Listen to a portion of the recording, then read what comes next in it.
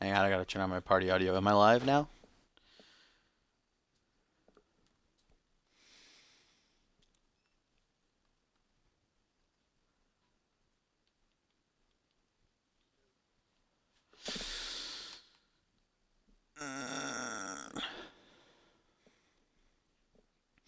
Oh, 7:02 in the morning in chat. Am I live, guys, or are you just talking in the chat?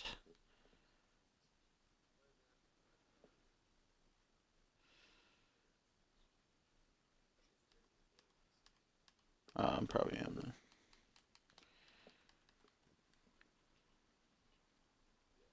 I am live? Okay. I love you.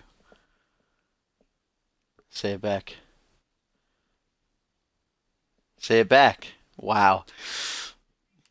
Alright, guys, give me just 1 second now that we're finally live.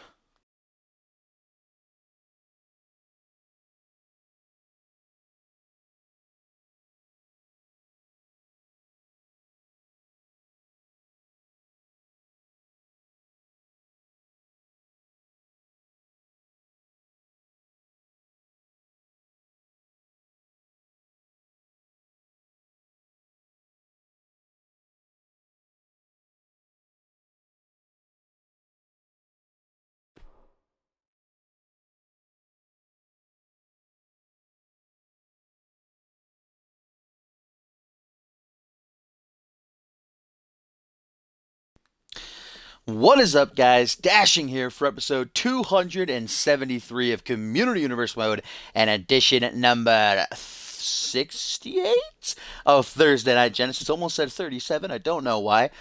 Close. Pretty close there, if you ask me. But no, it is edition number 68, my friends, of the Thursday night action packed card, as always, as we are just days away from Milestone, kicking things off with a light heavyweight championship tournament match. Welcome, everybody. Gumble, Batman, Maury, Hellish, what up? Borton, ya boy. Hellish, did you get your shirt, by the way? It said it delivered yesterday.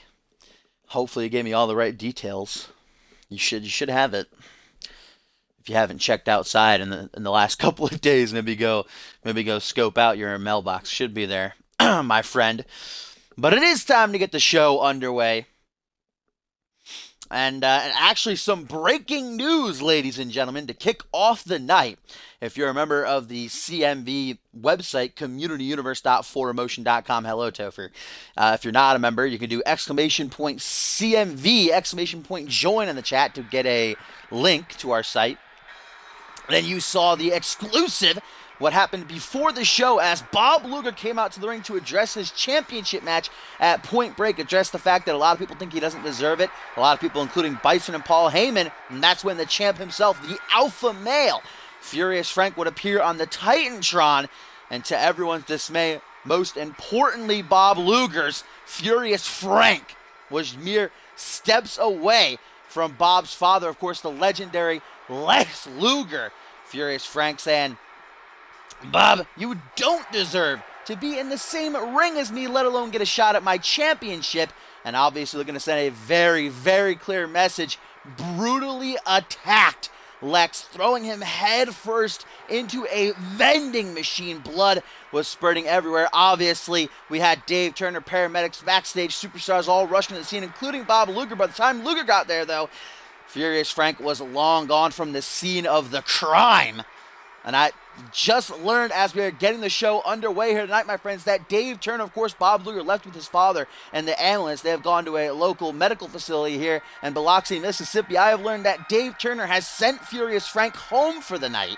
So, of course, the main event, we were supposed to see Bison going one-on-one with the champion, Furious Frank. It has now been changed to a one-on-one encounter between Bison and the international champion, Randy Borton, the Moo Moo Man. Another a big matchup, certainly a good match to replace what was very much looking forward to, about to cap off the show here tonight. So it's going to be Bison and Randy Borton in tonight's main event, as Furious Frank has been sent home for his actions. Dave Turner finally using his powers for a little bit of good there, finally flexing his muscles. He's been very lenient since taking control of Genesis in terms of stuff like that. in terms of, does this guy? Oh, it's because there's no audio playing in my freaking headset. That's why I was thinking it sounds so low. Forgot I turned it down to hear Batman in the party.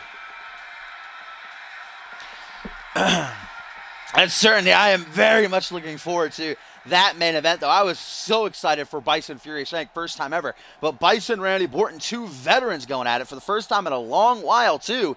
Borton currently 11-1, coming off that huge win against Frank last week. Can he get another gigantic victory heading into his title defense at Point Break in 3 weeks' time? But of course, ladies and gentlemen, it is this Saturday, just 2 days away, the 2-year anniversary of Community Universe Mode CMV. We're live from London, England for Milestone, the 31st of December, with an absolutely stacked card. Of course, we are going to see, the vocal point of the show, Chris Andrews, the Bloody Brit, in his backyard. I'm going to be looking to bring back that Anarchy Championship, become a 2-time champ, bring it home to Monday nights as he challenges Zach Cage. Another huge match added to that card, though, guys. A 6-man tag team bout, as we will see Furious Frank, John Reed, and Ryan Kent team up to take on Bob Luger, Bison, and Randy Borton in a 6-man tag team match. We're also going to have, speaking of the Light Heavyweight Championship Tournament, 2 quarterfinal matches. We already know 4 men who have advanced. They're actually in action later on tonight. It's going to be Father Victor and Bill Maverick teaming up to take on Kaiva and Salvi. This Saturday, it's been announced Salvi and Kaiva will compete in their quarterfinal match, and Bill Maverick will take on either El Jefe or Bob Storm. We'll find out later on tonight in their first round matchup. Of course, this is Salim Ismail, CMB's first ever tag team champion, ladies and gentlemen, venturing for his first time in his career into singles action, pulling a Borton right there in the Dragon's Cutter. The first one of the night. Of course, he's taking on Jeremy Blake here, a seasoned singles competitor. The first ever Anarchy champion, a former international champion. The Daredevil horribly missing that moonsault, though. Got his first win of the season 2 weeks ago when he beat the debuting John Bateman. Of course, before that, the season really wasn't going his way. I believe he's like 1-8 or 1-9 now.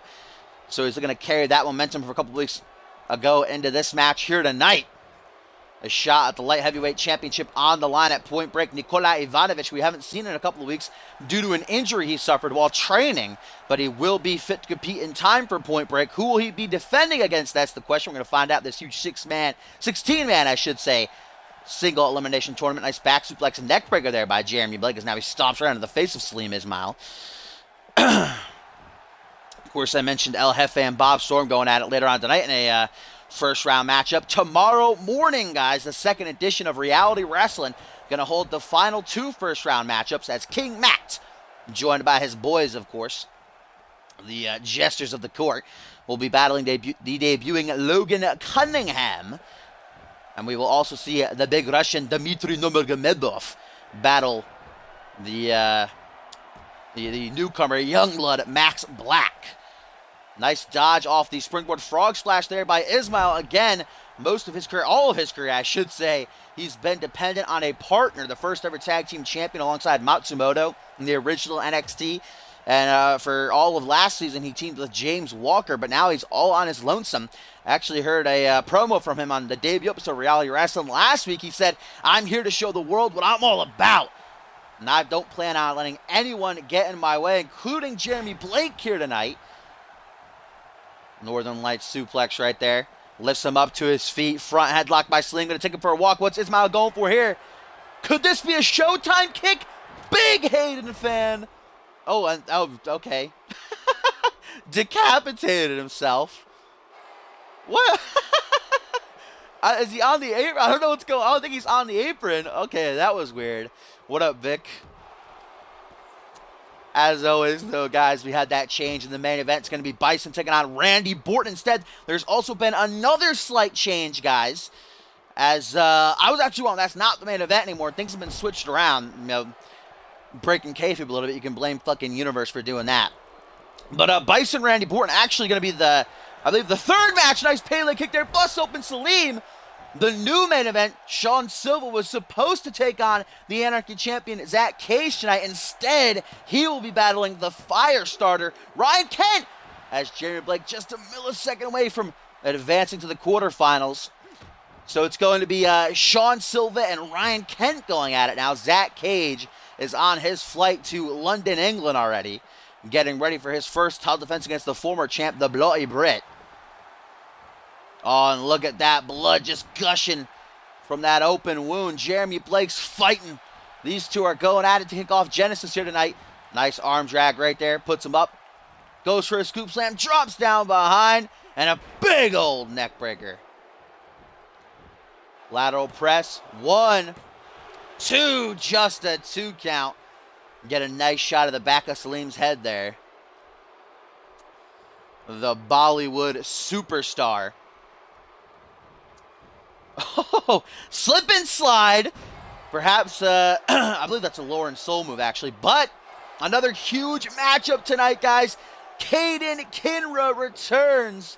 The Battle Beast, the 2-time Anarchy champion, returns to CMV for the first time in nearly 2 years. He's coming to Thursday nights. He takes on the debuting Alex Taylor tonight as Ismail. What's he going for here? Back rotation suplex. What a matchup between these two guys. Salim's certainly proven that he can hang on his own. Just stomping away on one another. Jeremy Blake getting dragged out of the corner. Salim dropping an elbow right to the spine. Goes for a stomp, moves out of the way. Can't wait to reignite that Randy Borton, Caden Kinner rivalry. Get the ass beating club back together. Busted it wide open there is Jeremy. Both men bleeding profusely now. Hooks the leg. The Australian Daredevil looking to advance to the quarterfinals with just a 2 count. Again, so far we have Kaiva, who defeated Bryce Hurt to advance. Salvi, who defeated Kenji Murakami. Bill Maverick, who defeated Elijah Stewart. And Father Victor, who deleted Killjoy. Delete. He deleted him. He fucking killed him. Rip in peace, Killjoy. Now, Killjoy's in action on tonight's live event, actually. Tag action, teaming up with their debuting Schizo. The Red-Nosed Stranglers will be battling Heaven or Hell. But those 4 men who are currently in the quarterfinals going to go head-to-head in that tag match a little later on tonight. Rolls out of the way. Nice little jab there. Blake shoots for a takedown. Big old DDT. And Salim, what's Ismail going for here? Power bomb. This could be it. 1, 2. Oh, into a lion tamer, into a Boston Crab. Is Jeremy Blake going to be forced to submit here? Will Salim advance? No, Blake's going to escape. The veteran refusing to tap out.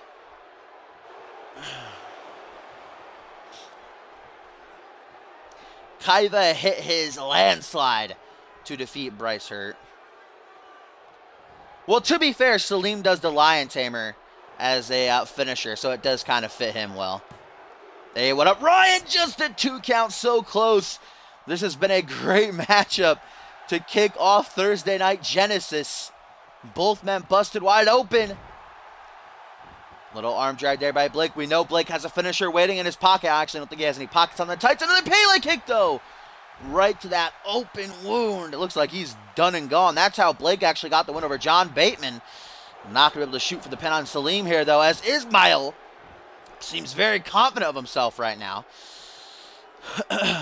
Are you speaking about Rex? Yeah, Rex won a fatal 4-way on Fusion, if that's what you're talking about.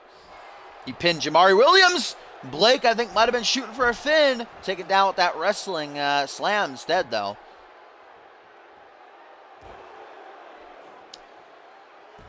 Couple of little knees here to the nether region by Ismail.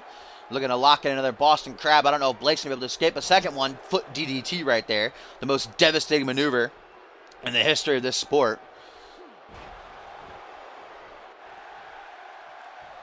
Jeremy Blake lets out a mighty roar, letting the CMV universe. He is far from done here in this one. The Australian Daredevil is hungry for gold, my friends. It's been a long time since he's held the championship. The first ever Anarchy champion, a former international champion, takes a big old DDT from the kneeling position right there. Drops the elbow. Does the Bollywood boy. Still got a little bit of that chest cold. I'm beating the shit out of it, though. It's not that bad. Should be cleared up by Milestone completely. Oh, Salim a second time Gonna go to this back rotation suplex.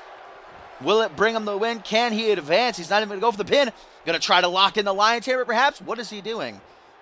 Just taking a big old loop around.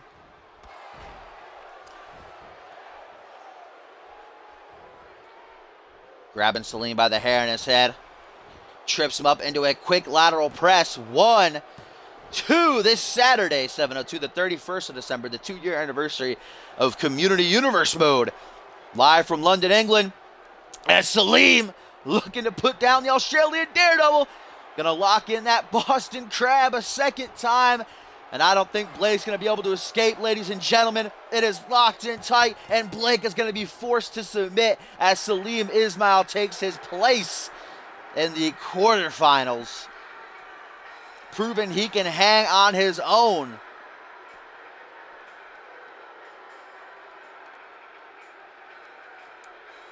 What a matchup, though. Maury marking hard right now. Milestones.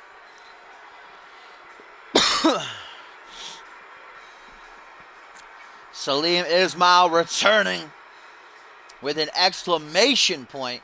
Great matchup. Jeremy Blake forced to tap out to a second Boston Crab, though. The Bollywood boy one step closer to a light heavyweight championship match.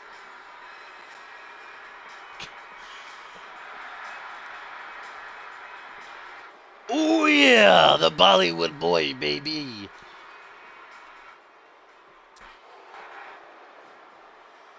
And Salim Ismail, I believe, will be meeting either Dmitry Nurmagomedov or Max Black in the quarterfinals. We'll find out which tomorrow on Reality Wrestling.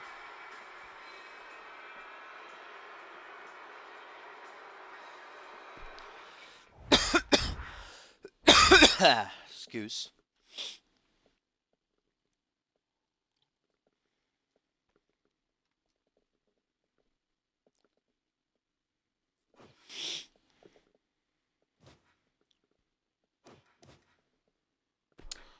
Let's get into it.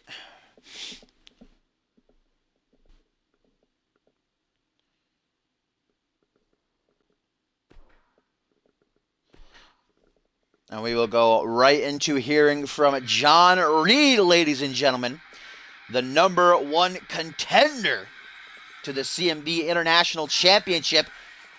I'm going to get some time here to speak his mind. Just 3 weeks away from his matchup with the Moo Moo Man, Randy Borton, at Point Break.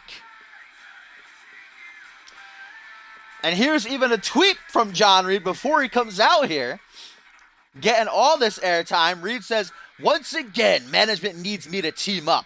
Turner, I'll play nice for now, especially since it means I can get my hands on Borton sooner rather than later. And certainly last week, John Reed, after the match of the week, match of the year, it's going to be a contender, perhaps a winner. If you ask me, I'm going to vote for it. I don't think anything can beat it. Maybe one of the greatest matches in CMV's 4 years in Universe time. After Randy Borton put down Furious Frank in an amazing matchup, John Reed would come out and brutally beat down the Milkman, delivering his patented fall, sending a very clear message that he is going to walk out of Point Break, the new international champion. But Borton's record does not lie, my friends. Currently 11-1 this season. He's going to try to make it 12-1 later on tonight when he battles Bison. Of course, Point Break looking to be one of the best cards of the season thus far. That huge Armageddon Hell in a Cell match announced from Fusion to crown a new United States champion thus far. Bannon, Sam Valentine, Rex Carter, and Adam Adams announced and qualified. The 2 last qualifiers will be next week on Fusion, when Lex Knight battles Crow, and there's a triple threat match. We'll see Azrael, Sean Kent, and Samuel Boone go at it for the final spot. Of course, Bison and Ryan Kent one-on-one in a #1 contenders match for the CMB Alpha World Championship. They will battle whoever walks out the champ between Bob Luger and Furious Frank. Just announced earlier this week on Fusion, Xander Slate, the OG Dirty Heel, going to get his crack at the undisputed title when he challenges Just Insane. But first, this Saturday, a milestone going to be a good one, showcasing it. The Bloody Brit, Chris Andrews in his backyard of London, England. Going to try to win back the title, become a two-time champ, bring it home to Monday Night Fusion when he battles Zach Cage. And let's see what John Reed has got to say, ladies and gentlemen.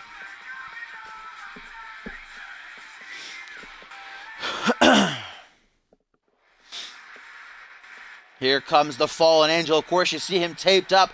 He hasn't been in action since Validation, where he made 2 eliminations for Team Genesis, but got them ribs absolutely torn apart. The clean slate still is a thing. It's the Royal Flush fan. Remember I told you? I changed that as soon as it became available. John Reed pacing back and forth. Obviously, something's weighing on his mind. Lots to talk about tonight. Lots of injustices in this damn company. You know what? Maybe I should just quit.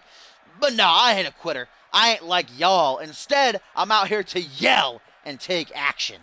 And yelling he certainly is thus far. You ever see someone at your job and you know that you're better at your job than they are? You're always cleaning up after their mistakes, yet you see them keep getting raises and promotions, and you wonder, how the hell does that happen? I've been feeling that way, and frankly, I'm tired of it.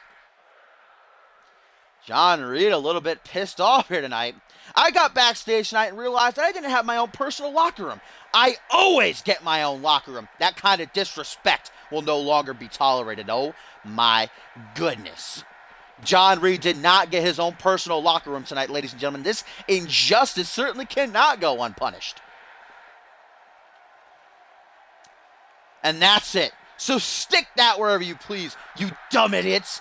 I'm going to get what I want, and if I don't, there will be hell to pay. John Reed, man, fuming. I simply can't understand how you all worship losers like Randy Borton and Bison over someone like me. Me! Who do you think you are choosing? Who do you think you are choosing them over me? I've had enough of this, and I had enough of all of you. I'm out of here. John Reed venting his frustrations tonight.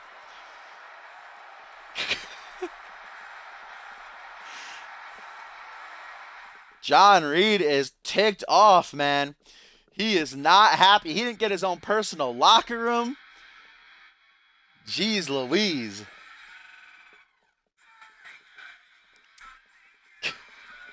It almost caught me up. It almost got me.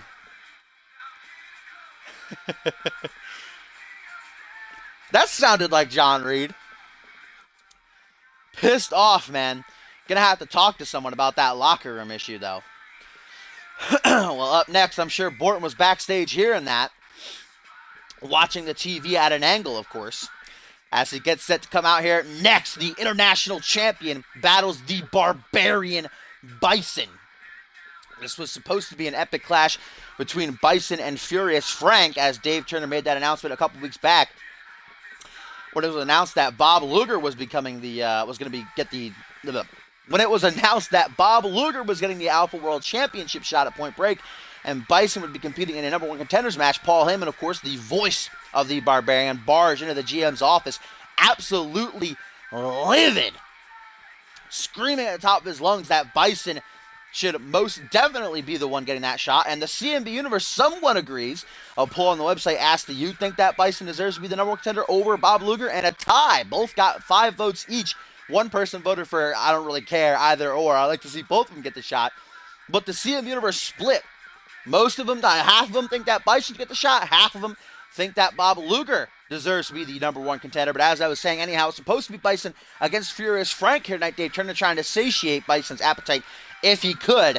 But after what Furious Frank did to Bob's father, Lex, before the show tonight, brutally beating him down, Dave Turner sent him home for the night. So his replacement, the Moo Man, the Milkman, the King of the Ring, Randy Borton, more than happy to jump at this opportunity to get another huge win under his belt as Point Break is on the horizon.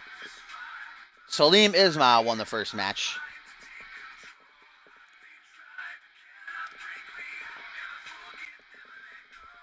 What up, Trub? Big Trub. Alexa just turned down when I said Trub. Is your name Trouble now?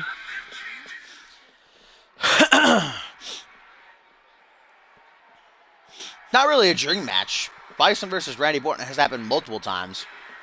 In Season 2, I'm sure it happened in Season 3 at some point. Certainly has been a while, though, as this man has been on an absolute tear all season long. Undefeated. I think he's 4 or 5-0. Of course, kicked off the season as part of a tag team alongside Duo Maxwell, the Faces of Fear, the champions, but after Bison was injured, and Duo Maxwell, of course, losing the tag team titles in Tokyo, Japan, and then he injured himself by still an unknown person.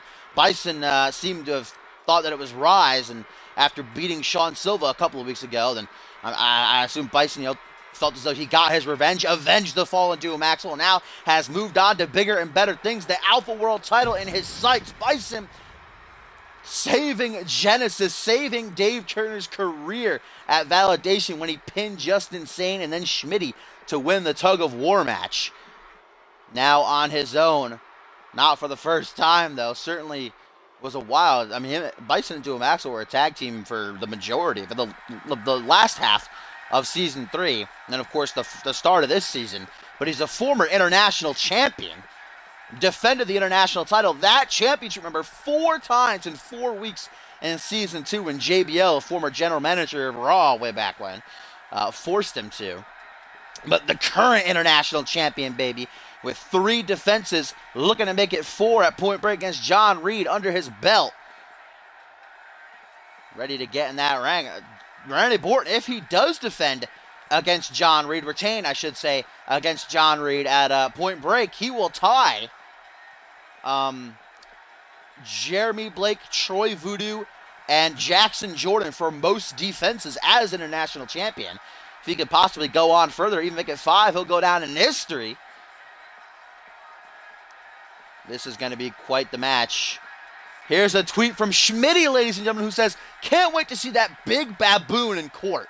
Bring your horns, stupid." So Schmitty, the self-proclaimed United States champion, seems to still be going through with that lawsuit. Says it couldn't be lawful for Bison to wear those horns during a match, and that's why he lost at Validation. But here we go, the Barbarian saying, "Bring it on, Borton." One-on-one, these two veterans set to collide as the referee rings that bell. Big old kick to the gut to kick things off from Bison. Still to come later on, folks, the return of the Battle Beast, Caden Kinner, a former 2-time Anarchy champion, coming to Thursday nights, returning to CMV for the first time in nearly 2 years as he welcomes Alex Taylor to the show. Our main event, Sean Silva of Rise will be battling the Firestarter, Ryan Kent. We've also got tag action. The Misfits will battle Rise's Sebastian Vachon and Murdoch. And we will also see that other first round light heavyweight championship tournament match between El Jefe Arriba and Bob Storm. Big old powerbomb there. 2 already. 2 power. Oh, no, wait, just 1. Borton able to counter it. What up, Dorn? Welcome. Haven't seen you in a while, my friend. Yeah, Bison was unmasked for like literally 2 weeks. Was that Season 1 or I think the beginning of Season 2? Going for a suplex, stalled by the Barbarian. Ramming. Oh, thought he was going to throw him into the steel post there, but Randy Orton been vocal on Twitter these past couple of days since hearing that Caden Kinner's been in Respawn. Let out a tweet earlier just saying, "Fucking Caden Kinner." Of course, the 2 former bitter rivals, tag team partners at one point, battled for a good while in Season 2 over the Anarchy Championship. Crack of the neck there from Bison, ready to tear into his meal.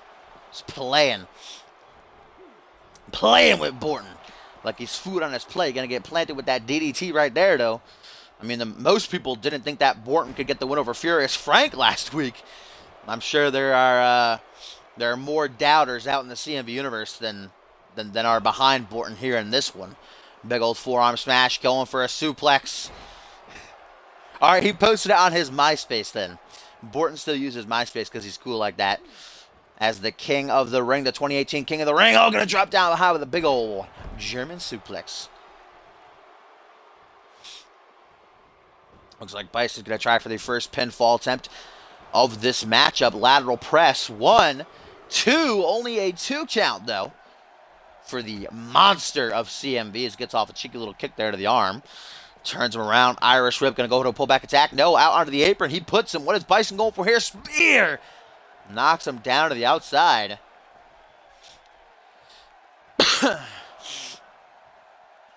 Referee begins his count. I was like, is Bison going to go for a springboard here? I don't think so.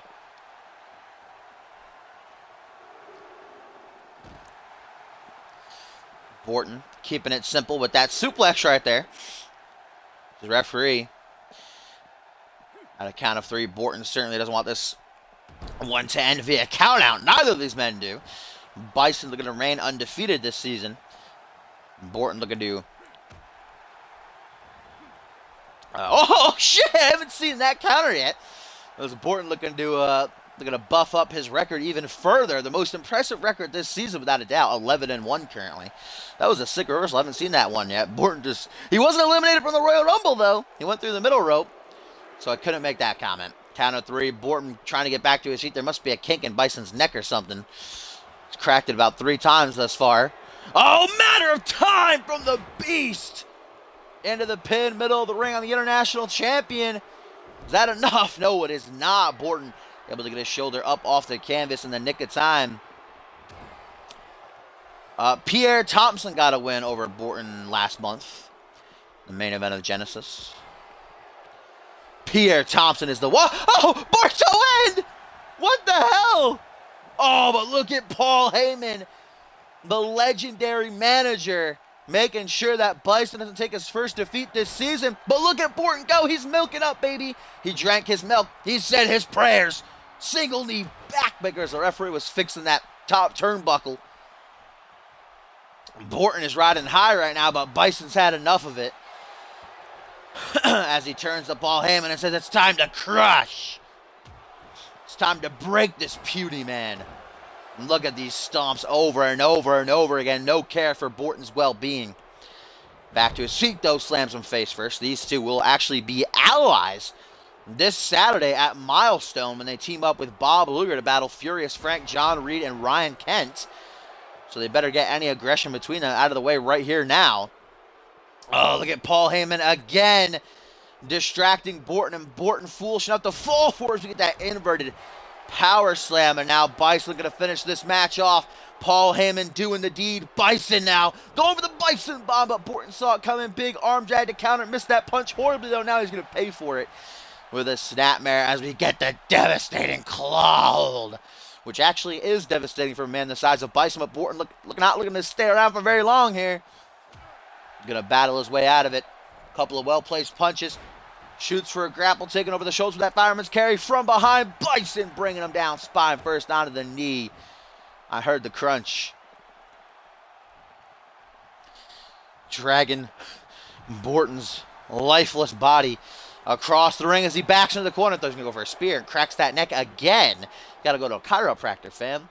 I think something's seriously wrong as Bison has another Bison bomb lying in away, and this time he gets it.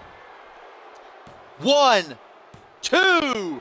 No, only a 2 count. We saw the resiliency like we never saw it before on display from Randy Borton last week when he kicked out of, I think, 3 Tombstone pile drivers, 2 of them back-to-back. So it's going to take a lot more than that from Bison to keep down the king of the ring here tonight. Another inverted power slam, though. What's that now? I think 3 power bombs for Bison in this match. As he taunts Borton now. What up, Schnetz, the creator of Rip Ray? He makes his debut tomorrow night. Borton with the go-home driver. The match ender for the Milkman this season. Oh, it's so close. Oh, my God. I didn't mean to say tomorrow night, tomorrow morning on Reality Wrestling. Rip Ray makes his debut. As Borton now, the Milkman, geared up, looking for another huge win. Oh, but Bison's not going to let it happen, dashing them dreams. And look at that, belly to belly to take him overhead. Oh, no. He has Bison in his line of sight here. Or rather, Borton sidesteps it, though. These clutch counters keeping both men alive. As the Barbarian was surely looking to cut Borton in half with a nasty spear. Both these guys are just too clutch. Oh, but Randy, a second go-home driver into the pin. 1, 2, just a 2 count. He cannot kill the beast. Oh shit. Oh shit, Borton in the corner, tuning up the band for some sweet moo music. Can he connect? Yes, he can. Sweet moo music. Drags him away from the rope, shoots the half. 1, 2. No, just a 2 count. How did he kick out of sweet moo music?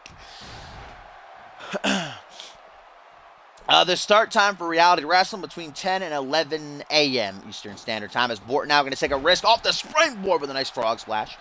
Probably 10. Most likely 10 will be the start time for Reality Wrestling tomorrow morning, Fridays from now on.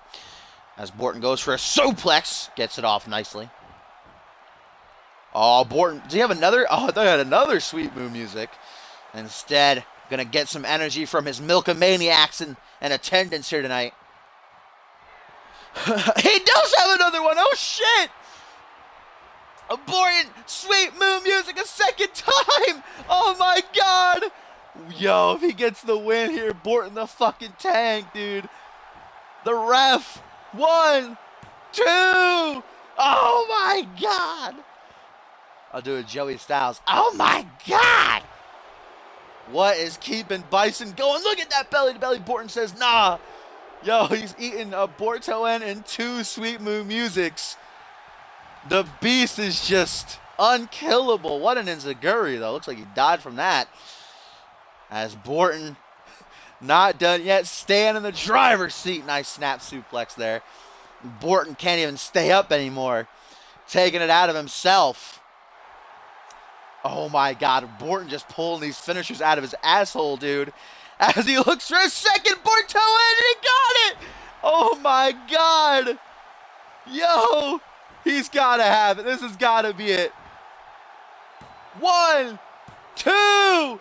Oh my God! Yo! Borton just pinned Bison the fucking tank this season, dude. Borton the fucking tank makes it 12-1.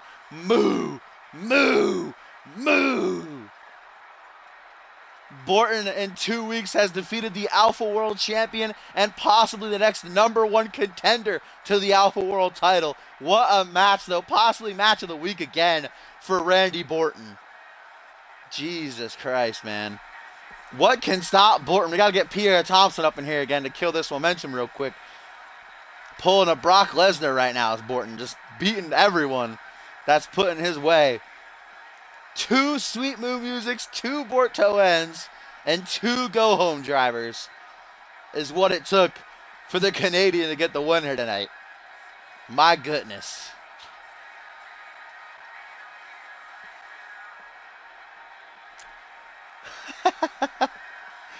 And that was what finished it off, the second BORTON. Oh my God. Bison eats his first defeat of the season. We need Samuel Boone to switch brands real quick so he can bury all the main event talent on Genesis too.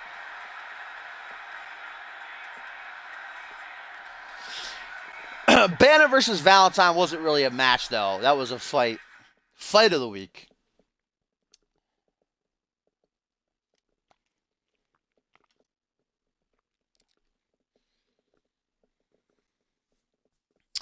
Speaking of undefeated, though, my friends, up next we see another undefeated superstar in action in the form of Kaiva as he teams up with the masked man Salvi to do battle with the very unnerving combination of Fear, aka Bill Maverick, and Father Victor, joined, of course, ringside by Markintel. These 4 men currently hold spots in the quarterfinals, now joined by Salim Ismail, we found out at the top of the night. When he defeated Jeremy Blake later on, we'll see if El Jefe or Bob Storm will join the fold. We know that Kaiva and Salvi are going one-on-one this Saturday, though, at Milestone in their quarterfinal matchup. We'll see whether it is indeed the Arriba Man or the former World Tag Team Champion that will meet Bill Maverick for their quarterfinal matchup in just 2 days' time. Father Victor still needs to find out his opponent as well. He will take on either King Matt or Logan Cunningham. Find out in tomorrow's Reality Wrestling. Kaiba, though, currently 4-0. Won his first round matchup last week when he put down Bryce Hurt in about 2 minutes, maybe less. Wrapping that up quickly. Whereas Salvi had a pretty good matchup against Kenji Murakami. Afterwards, he was actually ambushed by his arch nemesis Killjoy. And Kevin Lee, we know, was ringside for Kenji. Kevin Lee actually ended up joining in on the attack and beating down Salvi alongside Killjoy. Whereas Bill Maverick got a victory over Elijah Stewart thanks to some ringside interference from not only Gluttony but El Jefe as well.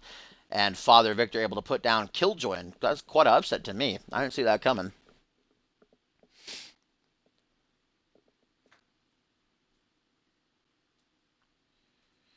Lance Griffin makes his debut on tonight's live event. He's taking on Elijah Stewart, isn't he? Or he's taking on Bryce Hurt. It's either Lance Griffin versus Bryce Hurt or Lance Griffin versus Elijah Stewart. I know all of them are in action. No, because Bryce Hurt's in action in the main event, isn't he? I think he's taking on John Bateman. John Bateman versus Bryce Hurt, and Lance Griffin versus fucking Elijah Stewart. And then tag action, the Red Nose Stranglers. Gonna battle heaven or hell.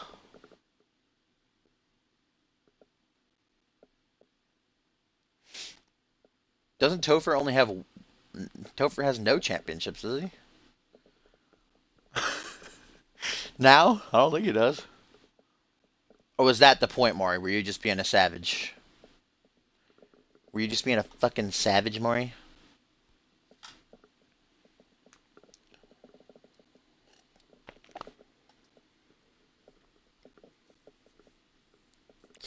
Couple of debuts tonight as well. Yeah, Alex Taylor arrives as he takes on the returning Battle Beast, Caden Kinra. Think I got most of them finisher names memorized. Ryan, by the way. I remember Not So Kind. I remember Kindred Spirit. I remember Erratic Static. Think I got them all locked down. Repeated them about 100 times in a row. Got them engraved, boy.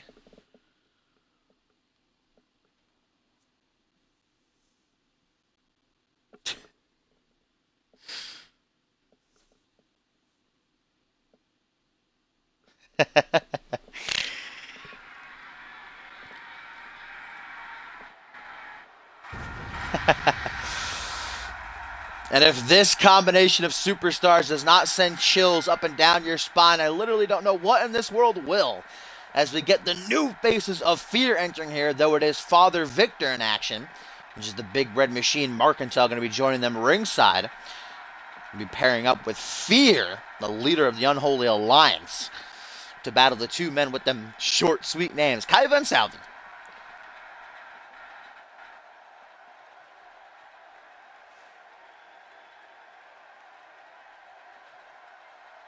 Six, Topher? Chris Sanchez had International Anarchy. Dawn Bryant had one too, didn't she? Quinn Bell had one. Oh yeah, Tops had one too. Forgot about Tops there for a second.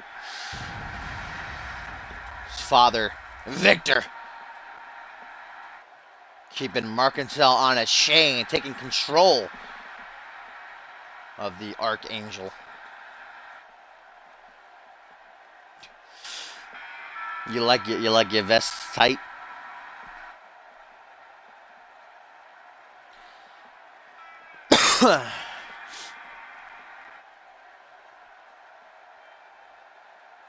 Yo, Maverick was quite a shock for me as well. A big Elijah Stewart fan, but the two foes going at it last week's live, and I honestly, I would have, if I bet money, I would have put my money on Elijah Stewart. Bill Maverick, though, with the support of his Unholy Alliance member Gluttony, and then the shenanigans by El Jefe ringside was enough to just be too much for Stewart to handle. Maverick getting that clean bye.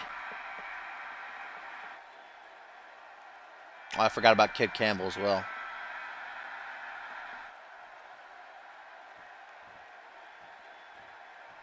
Not yet, Hellish.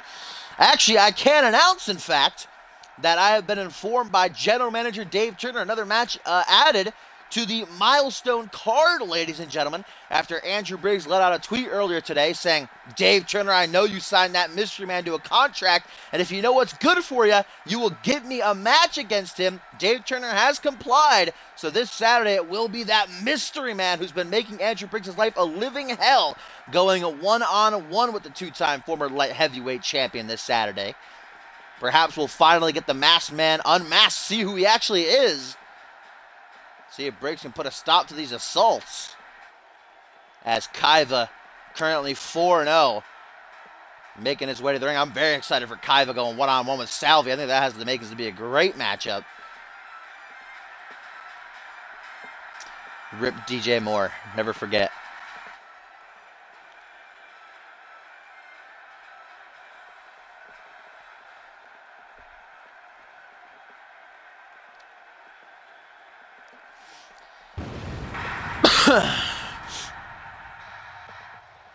And Salvi, very, very impressive run this season. Has only suffered 2 losses, one of which came in a 6-man ladder match. The other, he lost a pretty close matchup to the Alpha World Champion, Furious Frank.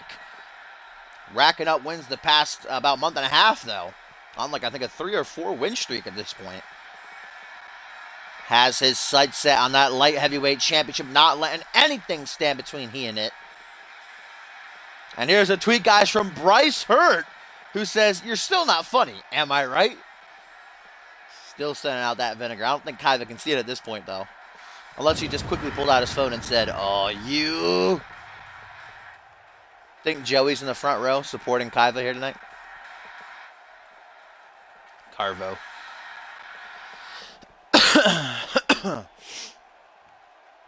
Here we go, tag team action. Father Victor and Bill Maverick battling Kaiva and Salvi to see if they can work together, knowing that they'll come head-to-head this Saturday. Kaiva right out of the gate. Gonna bring Father Victor overhead with a belly-to-belly straight into a cloud. So devastating, what a maneuver. Oh, damn, that chop block to the back of the leg, though. Double boot stomp to follow it up. Gonna pull a Borton? No, he's not. He doesn't come from the Borton School of Selling. Baby, the fucking tank, the Moo Man. My goodness. Beating Bison tonight, dude. Who can stop Borton? Nice suplex right there by Kaiva. As Salvi talking some ish to the crowd, it looks like. Father Victor battling back to his feet, proving he can go on his own in singles competition. He and Mark have been very impressive this season in tag team action, only suffering 1 loss. That came at the Tag Team Cup. Going to tag out to Bill Maverick now. The leader of the Unholy Alliance misses that hook, does Victor, but Bill Maverick capitalizing on the distraction as we get a front headlock.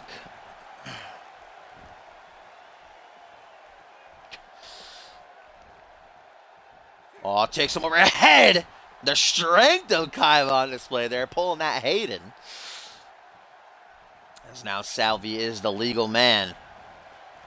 Oh, nice deep arm drag right there. Expect something like that from Bill Maverick. Bill Maverick, about at this point, about a year into his CMV career, maybe a little bit over. Get a power bomb. It looks like he's going for it. Yes, he is, keeping it classic. The way that Salvi landed there, though, did not look pretty. As he grabs him by that mask, gonna take a big old jawbreaker for his troubles. Oh, what an enziguri! My goodness. I believe up next, guys, it is the return of Caden Kendra, if I'm correct. The Battle Beast battles the debuting Alex Taylor. Gonna tag to Father Victor, bringing him back into the action. So to come, we have the Misfits battling Rise's Sebastian Vachon and Murdoch. And in the main event, Sean Silva, the voice, the leader of Rise, goes toe-to-toe with the fire starter, Ryan Kent. Salvi, that devastating knee connecting right to the temple. I still can't believe fucking Princess Leia's dead, dude. Rip in peace, never forget. And then her mom the next day. It's crazy. I wonder what they're going to do with the movie now. Because I heard she had a pretty big role in the next Star Wars movie. Maybe they got it all shot. They're just going to cut her out something, do a Paul Walker type thing. Big old boot right there to the face. Nice teamwork by these two guys. Maybe a future tag team brewing here. They look good to me, but both of them only focused on one thing right now, and that's the light heavyweight championship. Misses that kick wildly to the spine from behind. Father Victor going to capitalize with a big Oh, dragon suplex. Uh-oh, wait a minute, guys. Look at Markintel with the shenanigans ringside. Slides in a steel chair. Oh, kick to the midsection. Bill Maverick now front headlock. Connects the knee to the face. Pele kick. Maverick keeps surprising me every single match he's in with the stuff that he can do.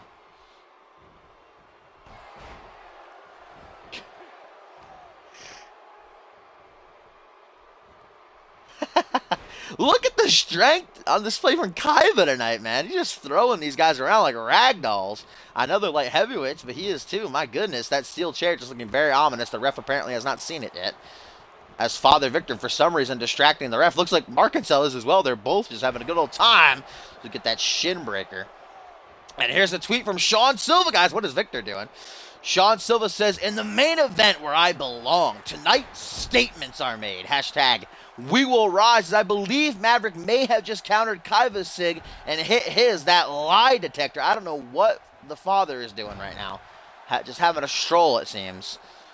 As the ref is now just standing on the chair, still somehow is not aware to its presence in the ring.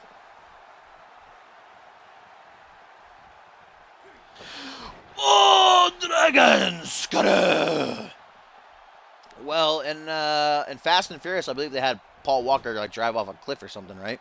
That's how they killed him off. So they could like kill, I guess, Princess Leia off in like a spaceship crash or something like that. I don't know. Guess we'll have to wait and see. As we get a top rope guillotine. Kaiva being taken to the limit right now. What's Maverick going to follow that up with? Trying to use the Force, it looks like. As now he's just going to stare at the undefeated newbie. Goes for a kick to the midsection. Trips him up. Half crab. Looks like that's going to be a rope break, though, and it is immediately. Markintel is like sniffing Father Victor's feet right here. Desolation's theme song is Mark Henry's. So somebody gonna get their wig split.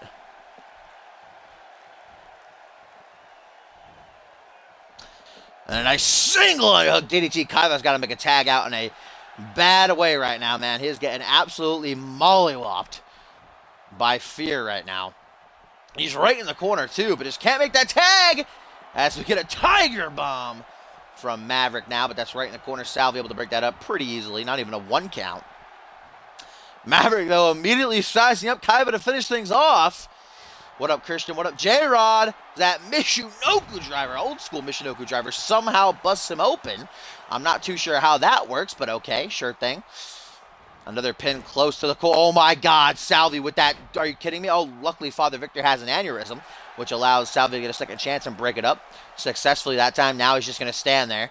This tag team match just breaking down right before our eyes. Hercules is on Fusion, Christian. Oh, nice combo right there by Kaiba, I should say. Oh, okay, I thought he was going to make the tag, maybe do the smart thing. Instead, just taunts right in front of Salvi. Maybe talking that ish, saying, I'm going to tag you, man. I don't need you. As he gets off a blow to the back of the head. Yeah, the referee is just having a good old time in that chair. Wait a minute! Kaiba with the landslide. That came out on the chair, too. Kind of on the chair. Not really. Looked like he hit his elbow on the chair, maybe. Shoots the half. Ref. Ref. Is the ref actually stuck? Ref. Ref. Come on. Is the ref really fucking glitched? Rip in peace. Gonna have to restart this match. Motherfucker. Motherfucker.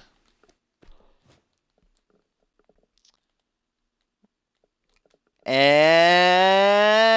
we just pretend like nothing ever happened. Why is it replaying entrances, though? Don't need to replay entrances, game. Just start the match. What?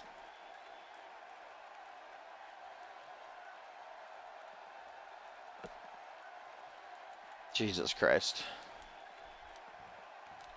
Nothing ever happened. The referee, guys, he had a stroke. We had to get the doctor down. They threw up the X. But he's okay now. The stroke has passed. He's fine. He can resume his duties. John Cone is okay. And this tag team match is going to continue live on Thursday Night Genesis, edition number 68, just 2 days away from Milestone, live from London, England. But of course, tomorrow morning, do not miss Reality Wrestling, as it is Kaiva and Father Victor in the ring right now. Nice European uppercut. Father Victor didn't seem to like that very much as he scoops out of it, drops out of it, I should say, into a reverse DDT. John Cone died, the last victim of 2016. The only thing that can make 2016 okay is if Scott Norrie comes back to life. It was a hoax. It was just a big death hoax. Tag to Bill Maverick, big old headbutt. Nice teamwork. I didn't even see Salvi get tagged in. Pull back attack into the knee breaker. The knee breaker, the single knee backbreaker. And a lion salt from Maverick, clear across the entire ring.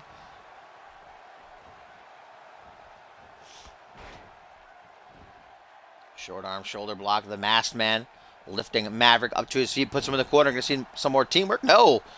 Ricochets off the turnbuckles and into a single arm back body drop. What kind of shirt is that Maverick's got going on with those big holes in the armpits? I don't know what. Okay, he's clearly trying to make a tag. Just having a good old time with them turnbuckles, though. Whoa, my goodness. That quickness, though. Maverick just fucking getting out of that DDT. Great teamwork by these two, though. These two dark forces combining. Literally give me the Jeepers Creepers over here. Just watching these two in action. The smiles on their faces as they cause pain. Snap over the arm right there. Down to the shoulder, big old elbow stagger. Salvi for a moment shoots low as Victor taken down. Nice block. A big old kick to the spine as well. Tag to Kaiva, the undefeated Youngblood, immediately caught with a spinning sit-out powerbomb. Shades of his beast on a leash, Markentel. And Victor gonna follow that up with the capture suplex. Victor looking out into the audience, just spitting blood right at everyone in the front row right there. They all got HIV now. They all got AIDS. Rip in peace. CMV gonna get sued as Father Victor brings him up high into the air and all the way back down again. That choke slam from heaven. Hooks the leg. 1, 2, but Kaiva remains resilient. Look how Salvi didn't even get in to try and help him out. Just leaving Kaiva to fend for himself. Seeing some tension before these two guys go one-on-one this Saturday.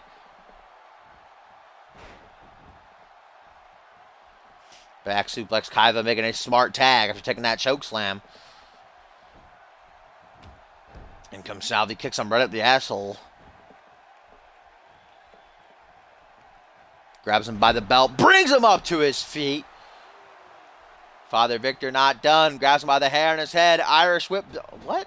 Topher rifted left. I feel like you commented in his thread. You most definitely did, Topher. 100%. What are these two going for here? We got a sharpshooter from Father Victor? Oh, just stopped right down to his knee. Jesus Christ, man. That could shatter your kneecap, immobilize you, maybe end your career. And that's just what Victor and Maverick want.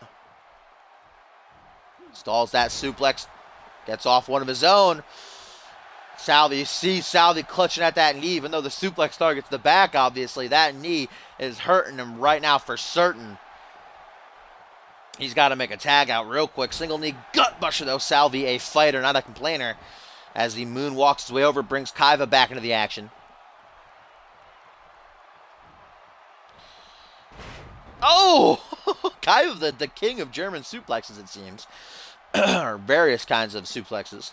The suplex machine, Taz, confirmed that Kaiva is the son of Taz. Nice knee off to the temple. Oh, Kaiva, that full Nelson slam. Look at the height he gets on that. My goodness. As long as Mark doesn't slide another chair into the ring, we should be okay. So now these outlaw stomps. Some punches. Kaiva apparently has got some personal beef or something. Did Maverick sleep with Kaiva's sister or something? That's what it's looking like. He's going to town, going ham on him. As now he looks to finish things off with that landslide. So what's kept him undefeated thus far? Will it be enough to do the deed to Maverick here, but look at Father Victor distracting the referee. Maybe there's still enough time if Salvi can stop the Father, and he does. 1, 2, 3, and Kaiba goes to 5-0 as he and Salvi pick up a big win days before they go one-on-one at Milestone. Salvi with that quickness, though. Maverick was dead. That was a 20 count right there. Kaiba 5-0. Can he get past Salvi, though, and advance to the semifinals? Or will he be stopped dead in his tracks by the Masked Man? They work pretty well together here tonight. A little bit of tension shown here and there, but they got the win in the end. That's what did it, that massive landslide. Father Victor initially distracting the referee, but that didn't really do him any good. Maverick couldn't kick out in time. The referee turns his attention, begins the count. Victor tries to get in and break it up, but Salvi, too quick for him, just pushes him off into the corner. Good thing he didn't hit into the ref. He almost rebounded to break it up.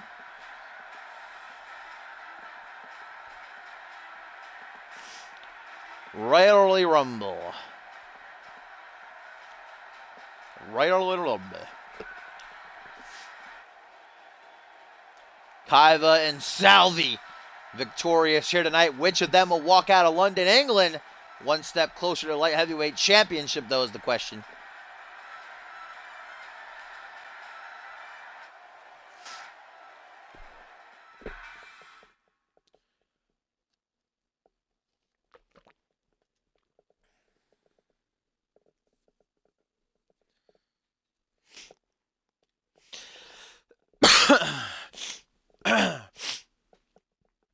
Excuse. And I'm sure Randy Orton's sitting in the back right now with a warm towel, a bottle of water after that big victory over Bison earlier tonight. And he's flicking on the monitor. He's about to watch his former tag team partner, his arch rival, perhaps the biggest rival in Randy Orton's entire career. They spent a good chunk of season 2 either teaming together or facing each other. I believe they had a match of the year contender for the first ever Glammy Awards. Was their ladder match at Over the Limit, which was a really good ladder match. Definitely one of the best matches, I think, that we had in season 2. It was definitely a match of the year contender, if I remember correctly. It didn't win. I'm pretty sure that Sunshine Undertaker won. But it certainly was a great match. Caden Kenner has a rich history in CMV, though. A 2-time Anarchy champion. But has been missing from action for nearly 2 years. He left... Was it before sentence 3? So he left before the Royal Rumble. After the first annual Cyborg Invitational, I believe is when he left. Right before the third annual Royal Rumble. So nearly 2 years, Caden Kenner has been out of action. But the Battle Beast returns here tonight, ladies and gentlemen, coming to Thursday nights. And he will be taking on newcomer Alex Taylor. See if the New Blood debut in fashion, get a big win for himself, or Caden Kenner will prove that he is still as dominant as ever and claim his first victim.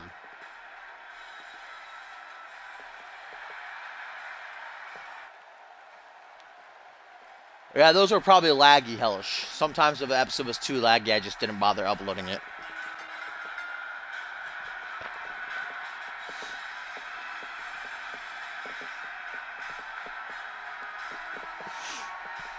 Still to come tonight, tag team action. We'll see the Misfits and Zach Hardy and Jace make their Genesis on-screen debut. Currently 3-0 on the live events. They'll be taking on Rise's Sebastian Vachon and Murdoch, and then some more Rise as Sean Silva, the leader in the main event, battles the fire starter Ryan Kent. Alex Taylor taking this all in, though. It's not every day that a newcomer gets to debut immediately right on the main show. This is a big opportunity for this young man, especially against the likes of Double K.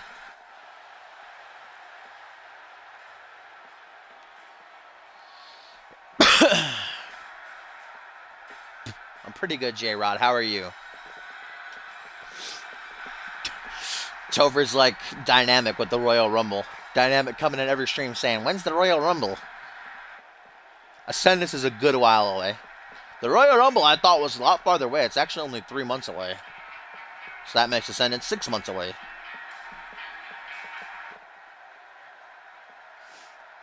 Here he comes, ladies and gentlemen.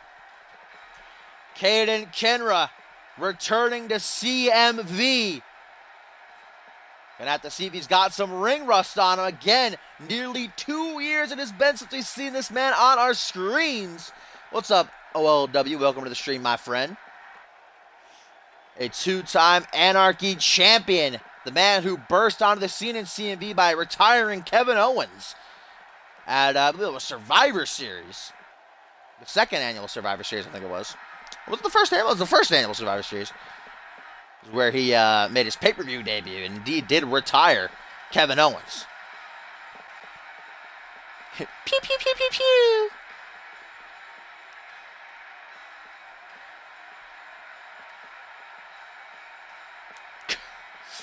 Web, more like tube. I'll never forget that.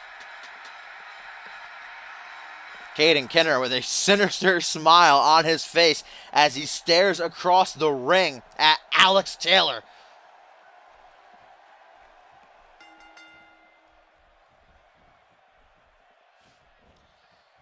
Here we go, right out of the gate, side headlock from Caden Kenner, going to take Taylor down to the canvas here. Side headlock still cinched in, a big old punch right to the face, going to prop both men back up to their feet. I think it was the last stream. I think I was like, when I first started streaming 2 years ago, almost in 2 days, it'll be 2 years. CMV's 2-year anniversary milestone this Saturday. Got to get that promotion out there.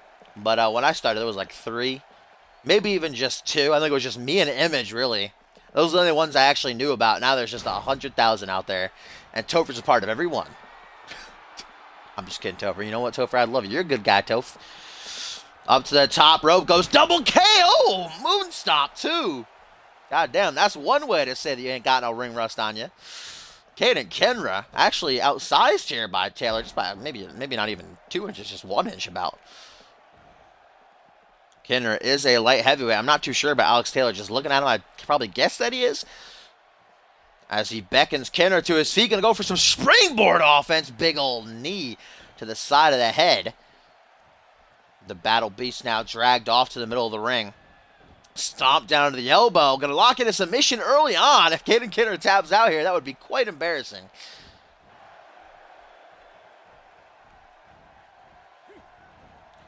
My Glammy Awards are after Homecoming. Homecoming is the last pay-per-view of the year for CMV. So that's about 2 months.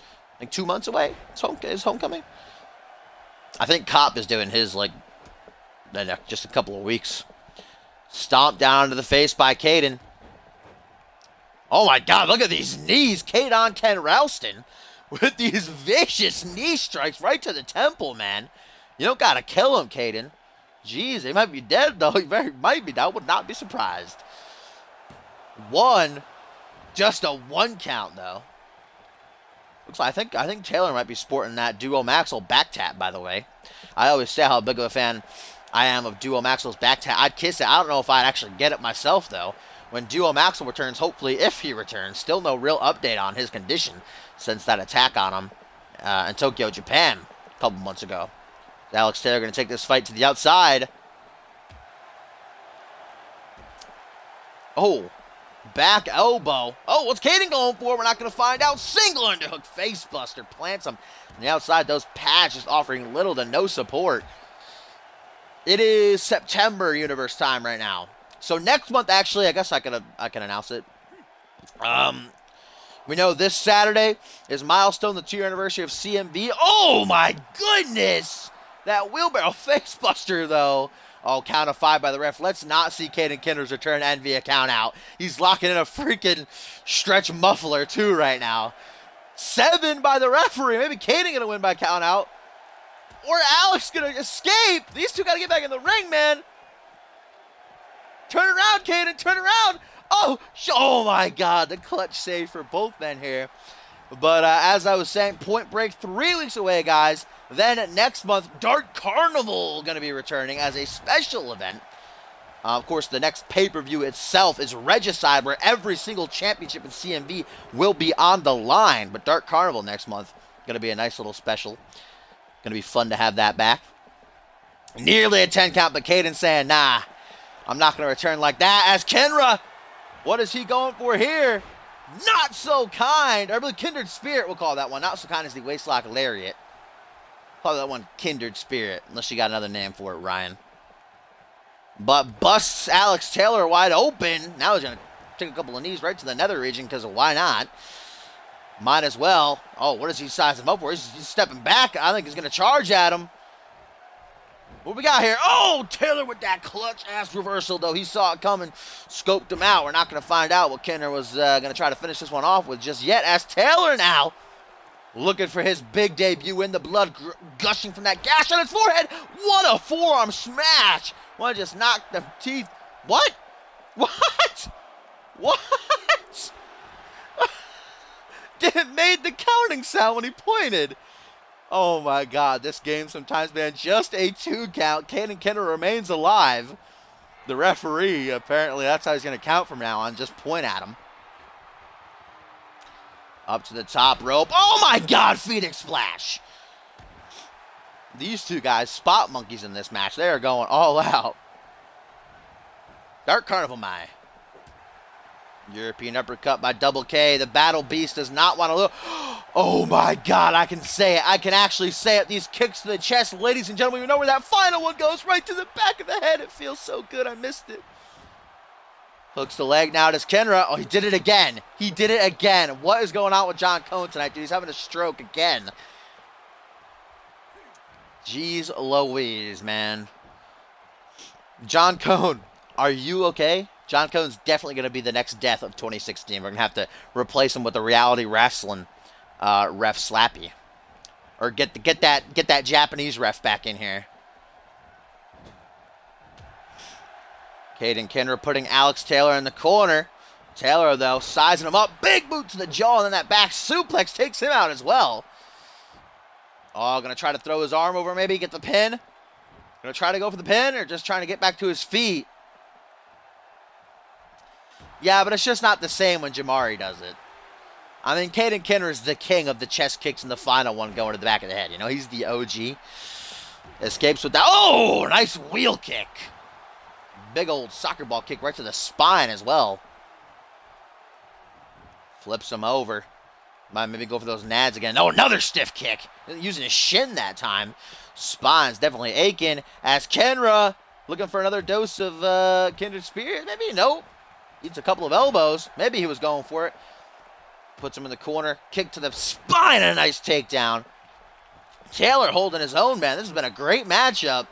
Caden Kenner certainly proving there's no rust on him. But look at Alex Taylor with a package pile driver. Caden Kenner says, I know what that feels like, rivaling Kevin Owens way back when. Ain't having any of that. What a reversal. What is this now? Holy shit. What is Air Raid Siren neck breaker? Jesus, man. And Caden Kenra. Some pounds to the chest. Taking it all back in. It's been many moons since he's been inside a CMV ring as he looks to finish this match off with some erratic static.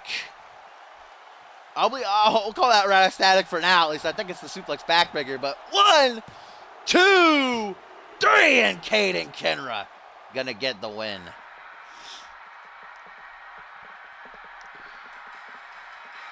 A successful return for the Battle Beast after a tough matchup. Certainly was no walk in the park for him.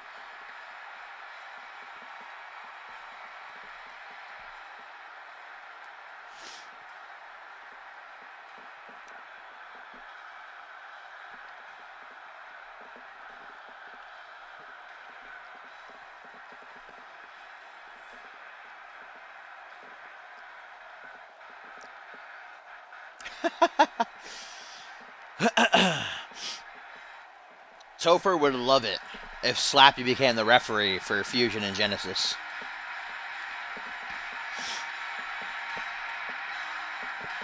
The ref, dude, counting via pointing the finger. That was too good. Luckily, he snapped out of it towards the end there. After Caden Kenner hits erratic static to put down Alex Taylor. Look at that gash, man. Gonna have to get that looked at as the newbie. Certainly held his own. But Caden Kenner is looking good. Better than ever, might I say.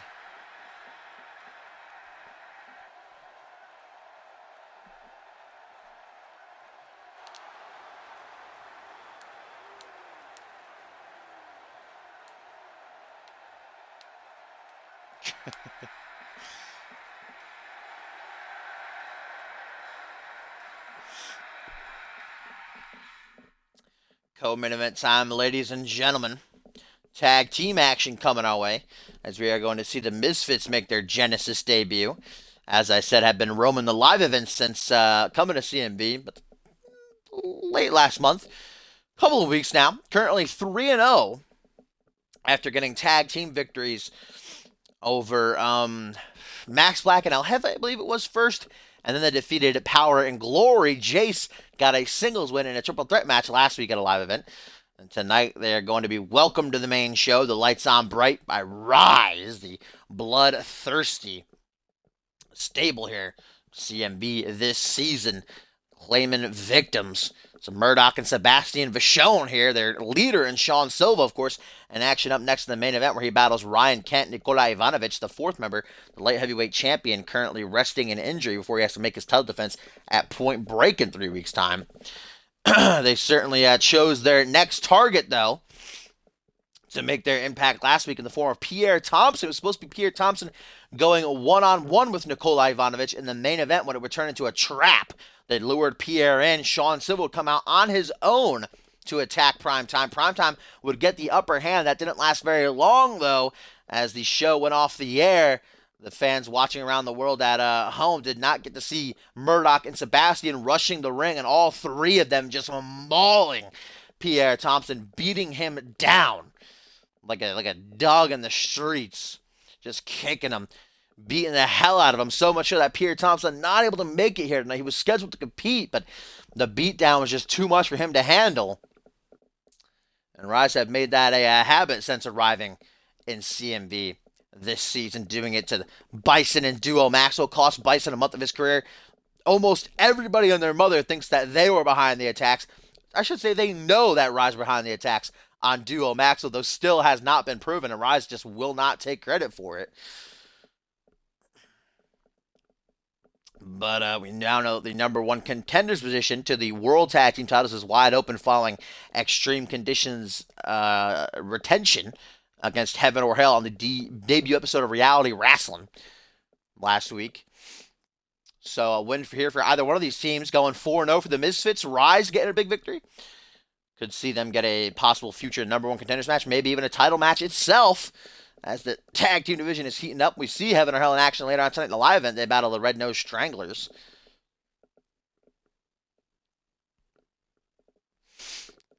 You're gay, Echo. You're fucking gay, guy. Yeah, more like Tube. Gumble will agree with that, Noah. Such a big King and Company fan.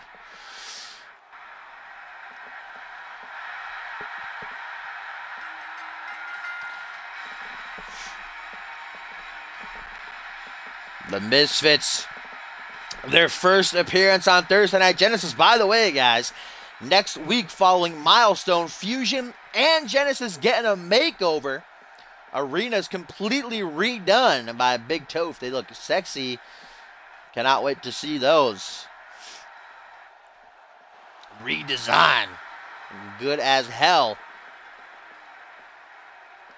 As the Misfits look for a successful main show debut.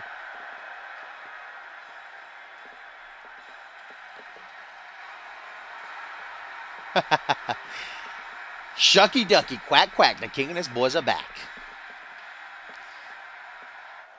Zach Hardy and Jace ready for action as they await Rise.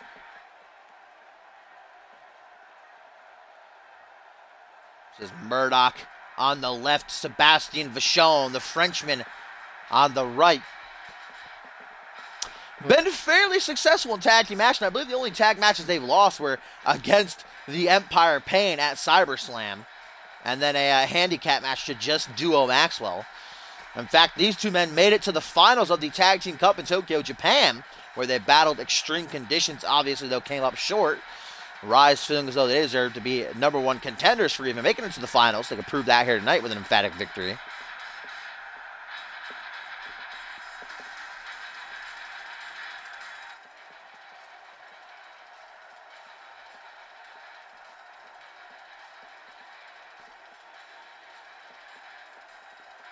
Rise has certainly made an impact. There's no doubting that since arriving.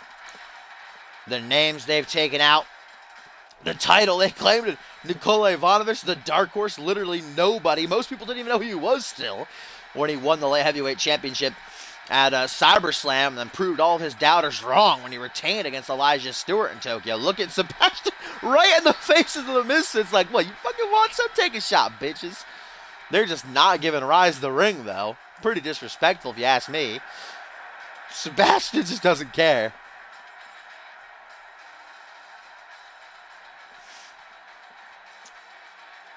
They're all hanging out. Oh, look at Sebastian. Just gonna phase through him. GG no re. The Misfits refusing to back down, standing their ground. That's gonna be Zach Hardy and the massive Murdoch starting things off here in this one. And the big man right out of the gate showing that aggression, but he's going to fire back at him with that flashback, sleeper slam, I should say, by Hardy. Vachon is joining Rise, Murray. I believe he's already in Rise, my friend. He's just wiping the sweat from his face, Gumble. Come on, he's a big guy. He sweats a lot. Counter there by Murdoch, pushes him off. This size difference is very clear right out of the gate. That capture suplex stomps around his face. Good one, Maury, you fucking jerk. Up to his feet he goes. Front headlock. Taking him for a leisurely stroll into the corner. Gonna look for a tag out to Sebastian. Hardy has another idea in mind. It comes from behind. Forward Russian leg sweep. If Tim were here, Topher, he would be marking out his favorite move of all time. Now a tag to Jace, Hardy's personal bodyguard. Looks like Hardy was like, you want to mess Murdoch? And then just backed off. Talk that ish, can't back it up. Massive power slam by Murdoch. We get the tag to Vachon. The Frenchman going to come in and try to do the deed. Murdoch's not done. He did the same thing as Hardy. Sized him up, then backed off. Catches him on the rebound. Nice spine buster. Shades of Paul Anderson. Papa bless, rip in peace, never forget. Future Hall of Famer. Rake of the eyes by Jace. He's going for a choke slam? Okay, the massive, monstrous Jace. Just taking Sebastian all the way to hell with that one. Still to come, folks, in our main event up next. Sean Silva, the leader of Rise. Going to go toe-to-toe with the fire starter, Ryan Kent. Excuse. A brutal neck crank. Oh, down in the corner. Arms out wide. Talking that ish. Jace just watching him. Look at that combo, though. And then a jawbreaker to follow it up. Topher, you're breaking my heart. Slams the knee down to the canvas. Jason, firm control right now. Battles back to his feet. Short arm clothesline again. Seems to be his favorite maneuver. And there's that harsh kick to the spine. Stomp down to the spine. Flops him over onto his back. Exposes his stomach. Leaves his chest open. Counters with a short arm shoulder block. They'll have none of that ish. Oh my god. Tip for tap. Reversal after reversal. Maury back and forth. It's like a reversal fest up in here. Is it 1999 or what? Lateral press by Vachon. Just a 1 count, though. Not even 2. What a schmuck.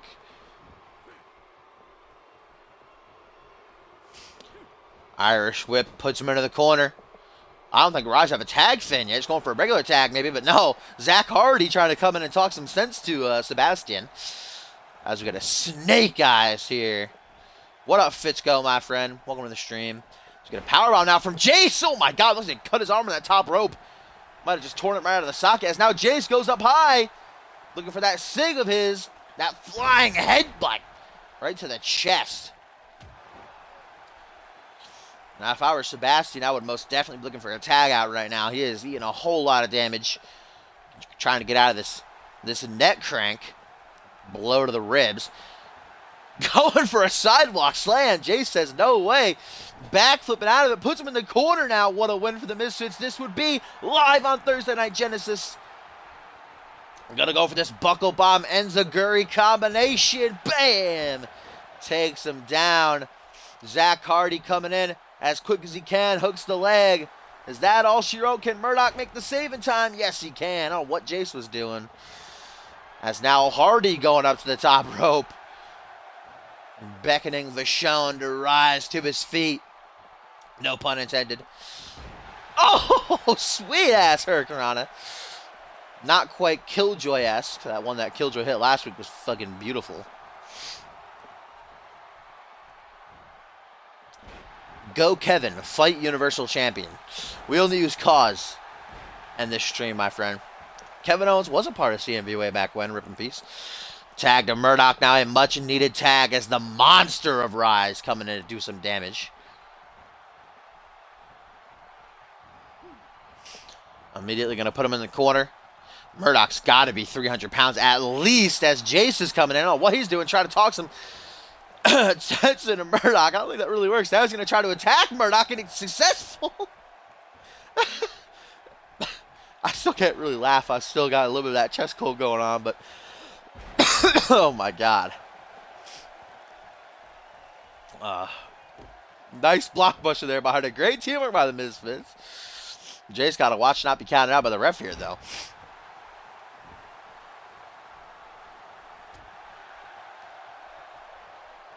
Punch to the midsection. Backs Murdoch. Going for another Hurricanrana. Hardy using his agility, his speed to battle the strength, the brute power of Murdoch. Puts him in the corner again. Oh, what's this? A whisper in the wind living up to his last name. Into the pin. 1, 2. Oh, that was very close. My favorite match is an Elimination Chamber.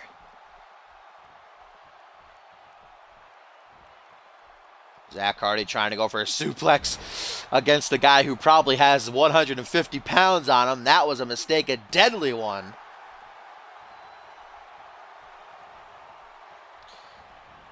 Now into the corner he goes. Oh, the Misfits get over their tag, Finn. The biggest win of their careers thus far, without a doubt. Enziguri to the back of the head, combined with a buckle bomb. Straight into the pin. I don't know if Sebastian's going to be able to make the save here. 1, 2. Only a 2 count, though. What up, Punkability? Not just in time. Match has been going on for quite a while, but indeed, you have not missed it just yet. Goes for a frog splash, but Murdoch able to roll out of the way there. Gotta say, the Misfits been in control for the better part of this one. Certainly taking Rise to their limit. Up high into the air and brings them back down again with a massive reverse DDT. Oh, and Rise perhaps looking to end this match once and for all. Tag out to Sebastian. And this is a new tag film we haven't seen yet. Super kick and a knee. Absolutely devastating combination. Murdoch got... Okay. GG. Murdoch the klutz. Oh, but wait a minute. Sebastian's going to steal it. 1, 2. He ain't no Xander Slate, no. Jace has certainly got to be feeling the effects of that super kick knee combination. And now this from Sebastian. Some forearms, some jabs, some backhands, and that discus clothesline to wrap it all up as he's put into the corner once again. Sebastian shaking off the cobwebs. Tags in Murdoch again. They're going to switch places. Murdoch with the super kick. Sebastian with the knee to the back of the head. Busting wide open. Maybe Vachon will be a little bit quicker to make the save this time if he gets to his feet. Oh, he broke up the pin. Come on. Why do all the tags in this game have to be fucked up in some sort of way or another? Oh, but Zach Hardy a little bit too late by Sebastian. If I were Murdoch, I'd just try for the pin again, but nope. Not going to do that. Instead, an elbow drop. Lifts him up to his feet. Takes him overhead with that Rex Flex. Jay's still alive and kicking, though. The blood, oh my God. I don't even know. Was that a big boot? Oh, that was certainly unique there.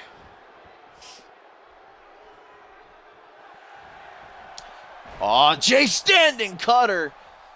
Drops the big man. If he can get to the to the corner, make a tag again. Hit that fin. It could be a night-night for Murdoch, but Murdoch's not going to let that happen. Eats the turnbuckles. Big elbow connects to the jaw. Jace gets him into the corner. Murdoch in big trouble. Sebastian's pretty much out of it at this point. Shoots for the tag fin. Countered by Murdoch, though. The big man looking for something to wrap this one up. Into the corner again he goes. Again counters. Just not letting Jace hit anything here. Tip for tap, back and forth. A third time. Shades of the tag team cup. The desolation here. My goodness. Oh, Sebastian in the ring now. Trying to talk politics. Front headlock by Murdoch. And just throws him into the corner. Says, you want me to get that corner so bad? Go ahead, boy. I'll help you out a little bit. I'll get you there. As now that massive sit-out spine buster. Gonna try to go for the pin. And no, Jace right back to his feet. No selling like a god. As he goes for a power bomb. But Murdoch having none of that ish. Gonna try to put him in the corner. Jace doing the same though. Can he hit the tag fin this time? No, a regular tag. Still gonna get Hardy in. There's Sebastian again trying to talk him down. A lot of politicking going on in this match. Sebastian Vachon voted for Hillary. Zach Hardy, an avid Trump voter. Let's turn this match into a civilized debate, huh? Let's not fight like savages. There's a couple of middle fingers. I think it was that old Hardy gun pose. Not too sure there from that angle. This is a Christian family show, Hardy. Come on. Oh, nice tilt-a-whirl DDT. As this tag match rages on. Still to come in the main event, Sean Silva. Gonna go toe-to-toe with the fire starter, Ryan Kent. As we get another power bomb. This time, Hardy gonna get out of it. Voted for Jill Stein, did Murdoch. Oh, here we go once again. This combination super kick near the back of the head. If Murdoch could just clutch up and stop Jace. Oh my God. I hate this game, dude. They can't make tag finishers this year. Every single fucking tag fin is glitched in one way or another. I love that move, too. I'm gonna have to take it off. Fucking 2 out of 10, 2K. Busted wide open now. Off the whisper in the wind. Maybe the Misfits can capitalize on that. Nah, Sebastian not gonna let it happen. Oh. There's Jace again. Gonna have his voice heard. Because Batman wasn't a big fan. It's not even just DLC tag fins, Mario. It seems like every freaking tag move in the game, save a couple, is glitched in one way or another. So dumb. Double axe handle. Oh, here comes that wicked combination from the Frenchman again. Spinning back fist. Big old discus clothesline. Grabbing him by that chrome dome. Gonna go for the tag fit a 4th time. Zach Hardy says, nah, I have enough. Now he's gonna stand there. GG. It's Murdoch's game to hit this once more. No regular tag. Maybe they can get the win off of this. Just a pointing blow right to the ribs, though. Murdoch just chilling. What a clothesline. Take his head off. Set him into the audience. Up into the cheap seats.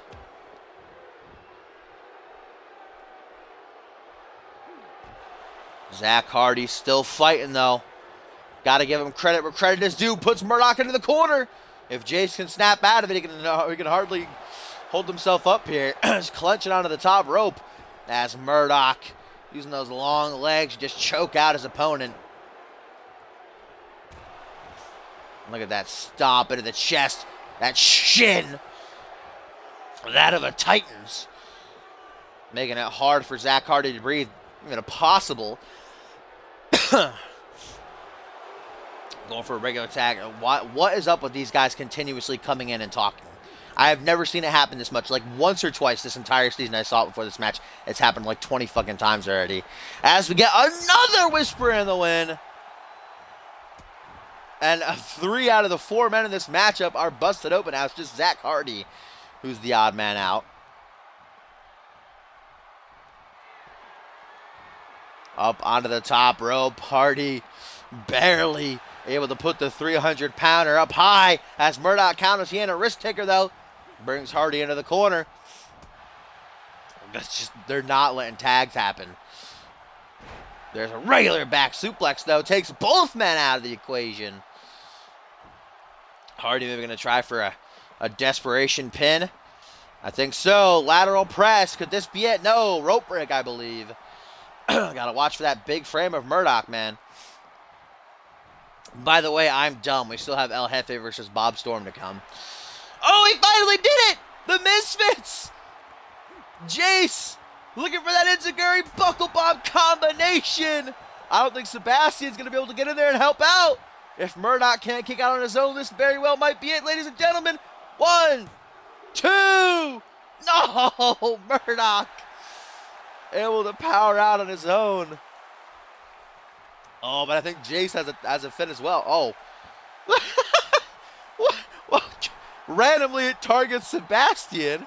Now he's going to turn his attention back to Murdoch as he puts him in the corner. GG no re. Oh, my God. Oh, lawn dart. Oh, no. Okay, turnbuckle smash into a power slam, rather. As he goes to the top rope, maybe looking for that headbutt. Or maybe even his Savate kick, or just nothing. Or he's just going to sit up there and chill. He says, I like it up here. Just not going to do anything. Oh, there you go. A fish drop. He had to think about it. Do I want to hit a Sig, a Finn? Maybe just a regular move? I'm not too sure. Oh, my God. Why does he keep targeting Vachon? This tag match is just too good. I think Vachon's in the ring again. I think that's why. He's distracting the referee. This might give Murdoch the time he needs to recuperate, but maybe not. I think he's dead as we get another tag out. Hardy with a pointing blow right to the ribs. Oh, my God. Murdoch can't hit anything, dude. Hardy is just too quick for him. He's too fast. A fucking third whisper in the wind to Murdoch in this match. Zach Hardy turns to the crowd, perhaps signaling the end. As he brings him up to his feet, puts him in the corner. If they hit this tag, Finn, it's got to be over. No, it's a regular tag, though. Double Irish whip off the ropes goes the monster. Double back elbow, fish drop senton. That could be enough. Pin him. Oh, Jace to the top, looking for his Savate kick, I believe.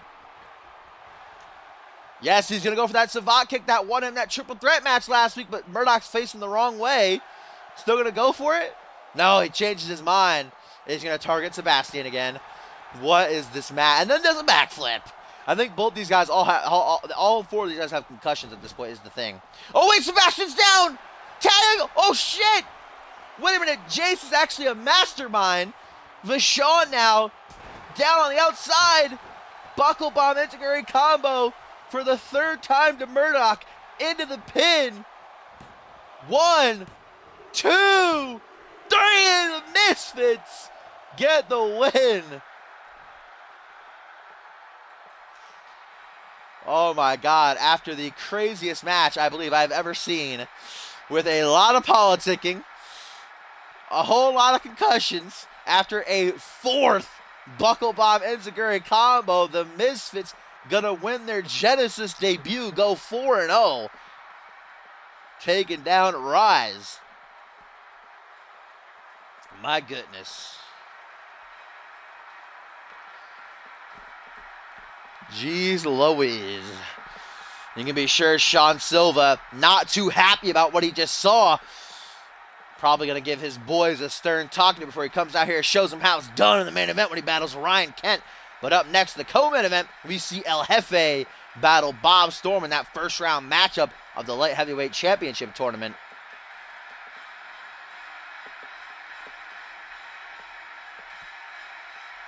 And there was the finish. The Misfits finally getting the win. Sebastian looking around like, where am I again? As Jace just goes right through him with that spear, and then he gets into the ring. The Misfits 4-0. Could be looking themselves a #1 contenders match in the eyes after that.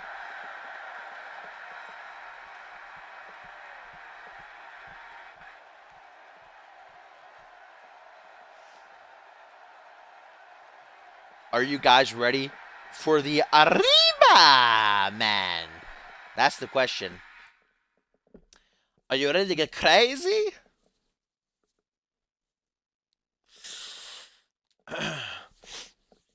At the top of the show tonight, we saw Salim Ismail defeat the Australian Daredevil Jeremy Blake in a great matchup. Probably match of the night thus far. Bison Randy Orton was really, really good. But it got dominant on the part of the Milkman towards the end. Just hitting non-stop fins back to back to back to back. I'd have to give Salim Ismail Jeremy Blake probably match of the night thus far. Let's see if these two can top it. See who's going to join the rankings of the quarterfinals. And join Salim Ismail along with Kaiva, Salvi, Bill Maverick, and Father Victor.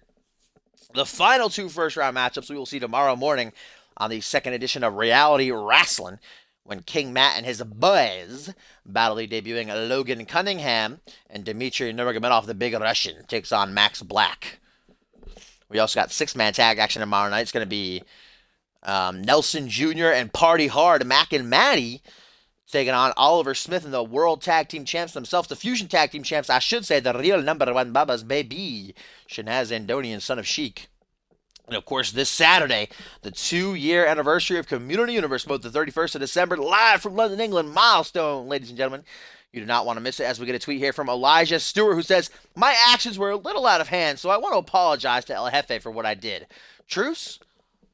Elijah Stewart, or it was a couple weeks ago that he was in a foul mood. El Jefe got in his way, and Elijah pushed him to the ground. El Jefe kind of got a little bit of his revenge last week during that live event match when he caused a bit of a distraction ringside, which led to Bill Maverick defeating Elijah Stewart to advance to the quarterfinals. Elijah Stewart, though, the Good Vibes Kid, wants to put that all behind him, offering a truce via Twitter here. El Jefe going to have to wait till after the match to respond, though, if he wants to, because he's already out here on the stage. The Arriba Man. And here's a tweet from John Reed, guys, who says, what is that thing? Why is there a midget and a jackass fighting? Damn, that savagery from the fallen one. El Jefe, whose return to CMV hasn't been a successful one, not picking up a victory yet, but tonight is what matters most. So he can take one step closer to light heavyweight championship by defeating a former World Tag Team Champion and the former of the equally as hungry Bob Storm. Certainly 2 unique entities going at it here in this one.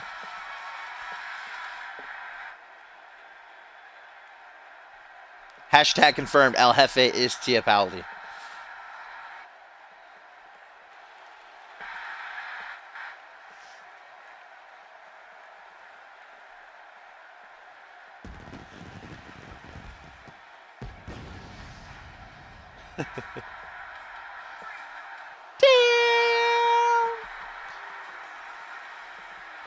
Bob Storm, former tag team partner of the Alpha World Champion, Furious Frank, the Fast and the Furious, who held the World Tag Team titles together for 3 months in Season 3.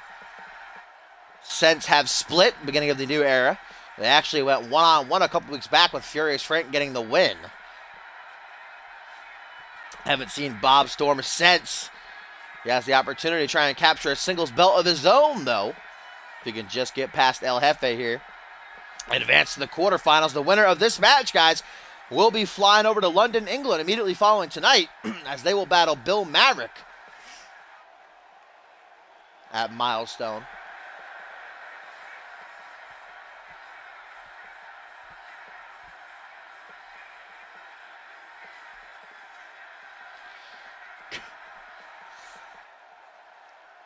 Watch it, Maury.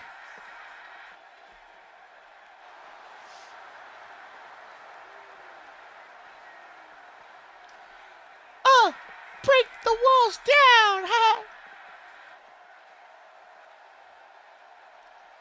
huh? Here we go. El Jefe, Bob Storm, first round matchup in the light heavyweight championship tournament. This is our co-main event still to come. Sean Silva battles Ryan Kent in that stacked live event. We see the debut of Lance Griffin as he takes on Elijah Stewart. The Red Nose Stranglers make their tag debut. Killjoy and his friend Schizo battling Heaven or Hell. And then we will see John Bateman back in the ring as he'll be taking on Bryce Hurt. Bob Storm kicking it off with a leg drop bulldog. Now out in the air, going to take a risk with a blockbuster. Almost didn't get it. The blockbuster. Wow.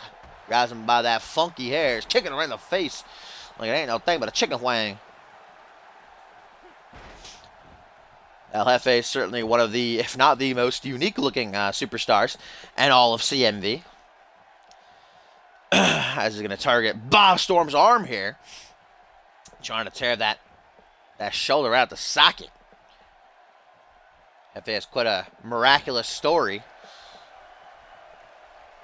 Made his off-screen debut in CMV during Season 3. I don't remember exactly when. He only had one match, though, before he got in a devastating car accident. Was actually pronounced dead, but after months, actually was put in a coma, I believe. And after months, the doctors were discussing, maybe we should just pull the plug. Family, what do you think? It wasn't looking good. And suddenly he just sprung out of bed one day and said, "Arriba!" And came back to life. He said, "When do I get back into action? When's my next match in CMV?" Came back as quick as he could. That nice chop block right there.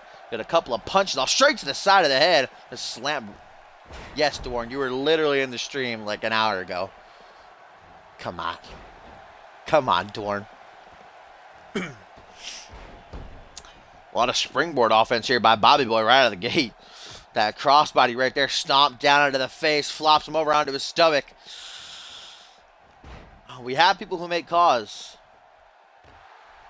We got guy Topher right there, Maury, Trouble, if he's still here. They sometimes make calls for people if you ask them nicely.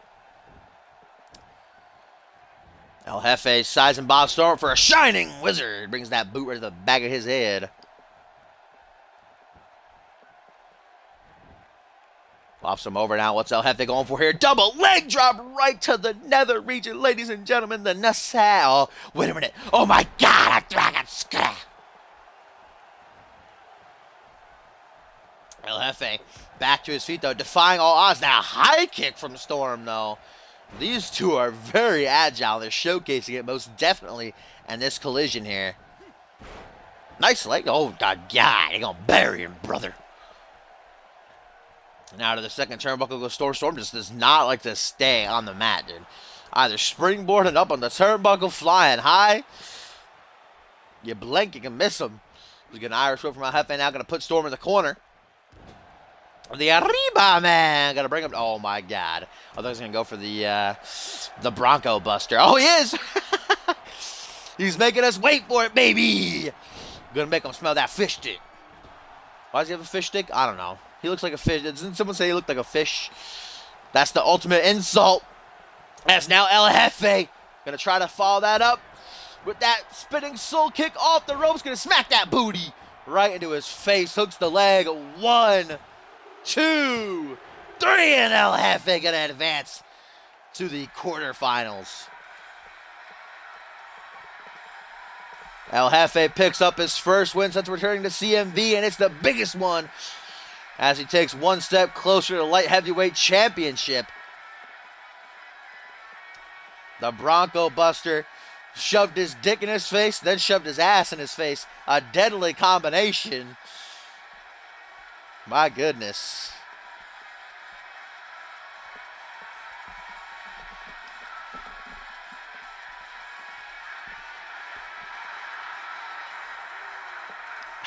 Arriba! El Jefe will be meeting Bill Maverick this Saturday at Milestone to see who advances to the semifinals. Pack your bags, El Jefe. Pack your scuba gear. You're going to London. He's going to swim there.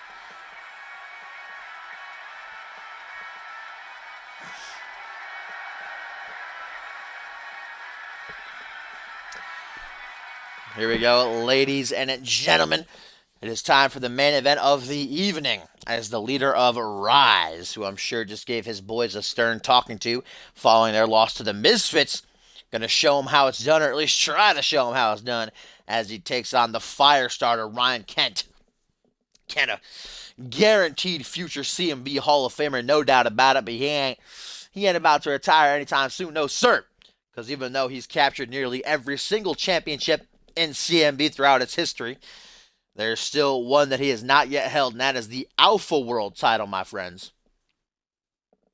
And he gets a chance to become #1 contender in 3 weeks' time at Point Break when he battles the Barbarian Bison in a #1 contenders match. The winner will challenge either Bob Storm, rip in pieces, just lost to LFA, Bob Luger, or the Alpha Male, Furious Frank, depending on who walks out of the main event of Point Break, the champ. This is a big opportunity for Sean Silva here, coming off of his strong showing against Bison a couple weeks ago. Let's see how he fares against old Kent Boy, the veteran.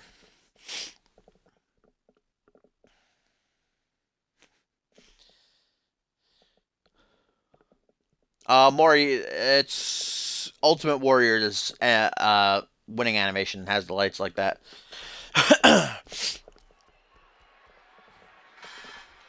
Oh, Ryan Kent getting that job. Pierre Thompson! Wait a minute, primetime Pierre Thompson launching an assault, getting some revenge for what happened last week. Pierre Thompson wasn't reported as arriving to the arena here tonight, but he gets his revenge as he attacks Sean Silva before the match, but Silva's saying, I'm still ready to go, ring the bell. Kent's like, hell yeah. Kent got that jobber entrance, though. Pierre ain't going to let that shit slide. He ain't going to let Rise walk all over him like that. Attacking Sean Silva before the match. Rammed him into the apron, the steel steps. He's got to be hurt for certain, but he's still gearing and ready to go. He knows what a huge opportunity this is. Kent trying to take advantage right out of the gate. I don't know why Silva's talking smack already. And now Shiranui, Pierre Thompson has fled the scene, and that's very smart considering the rest of Rise are still here. At least Murdoch and Sebastian Vachon, we know for sure. Nikolai Ivanovich wrestling that injury he suffered during training. Ryan Kent up to the top rope, the fire starter. Not gonna be ashamed. Not gonna let it stop him from coming full force into this match. A win is a win for Ryan Kent as he gets that massive, was that a spear or clothesline? A combination as Kent, look, oh yeah, I'm so good. Look at all the damage I'm dealing. I'm fucking G.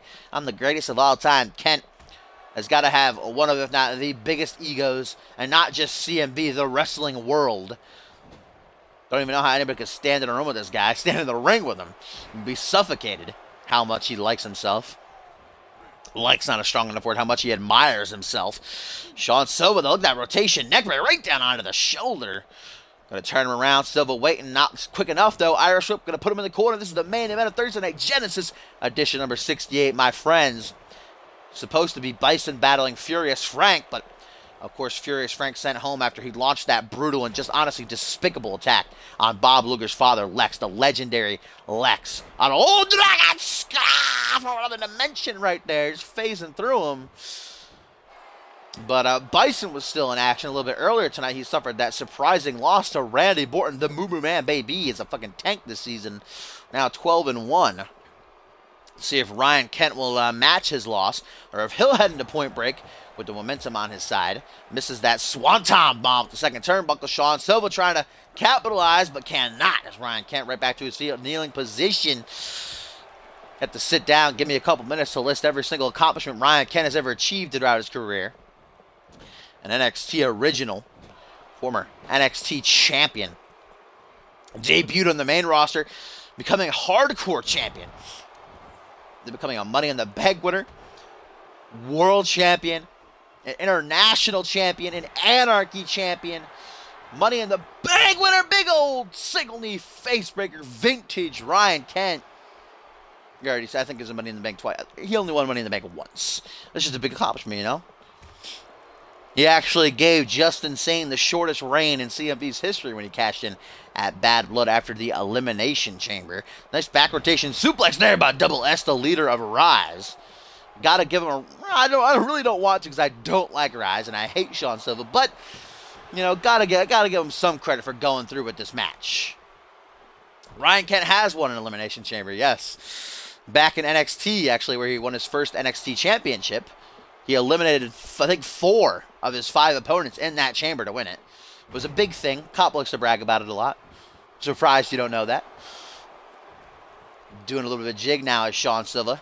Trying to shake off the cobwebs, keeping himself awake after that attack by Pierre Thompson before the match. Oh, what's this? SOS from Silva. 1, 2, just a 2 count. And now here's Sean sizing up Kent. What a win this would be for not only Double S, but Rise as a whole. Small package driver. 1, 2. Oh my God, that was fucking close, dude. Couldn't see the ref's hand because the L. There goes the ref. Rip in peace. Never forget John Cohn. That's the final nail in the coffin. He's had 2 strokes tonight. Now he just got leg dropped by Silva. That was a close pin, though.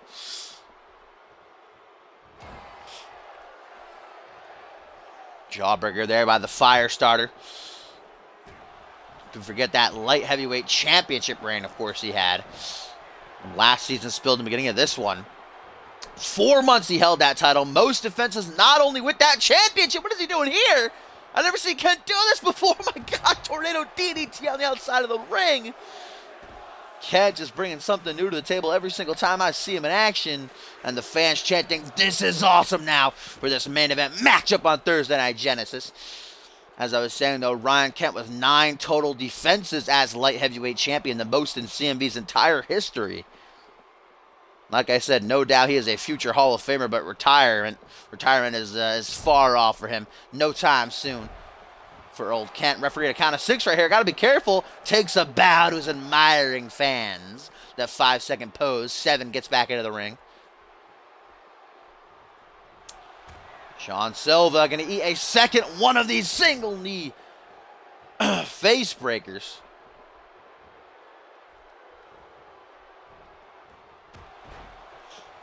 Short arm shoulder block there by Silva, who's still alive, still kicking somehow. Snaps the leg. If Sean Silva can get a win over one of the men after a very strong showing against Bison, got match of the week at the top of the month, and then if he can go and beat the other man in the number 1 contenders match and Ryan Kent, but I don't think he will as the fire starter. No, counters the Kent Clash. That clutch reversal might have just saved the match for Silva as he shoots in the finish, but Kent's not going to let that happen. A kick to the spine just hulks him up, baby. He's pissed now. Goes for a scoop slam. Drops down behind Mori. It's $19.99 up in here, my brother. Jesus. Now Michinoku driver. The vintage match ender in CMV isn't enough to end this one, though. No, it is not. Sean Silva able to power out. Ryan Kent, a 3rd single knee face breaker. You know, Sean Silva just recuperated from some bruised ribs that he suffered at the hands of Bison, actually. And now I think they might be coming back here in this one because Ryan Kent is giving him a whooping. A whooping that he will remember. Stomps down into the bicep. Sean Silva not dead yet as he goes for a future shock DDT. And Ryan Kent has taken many of those, believe me, in his matches against Quantum throughout the years. Hooks the leg. Sean Silva, does he have it? No, he does not. So close, but still no cigar. And now Sean wasting no time. He knows he's got the upper hand right now. He's got to capitalize on it, but Kent says no way. Takes him overhead with the fireman's carry. Now look at the strength of the fire starter with the schoolboy sit-out powerbomb into the pin. 1, 2. No, just a 2 count.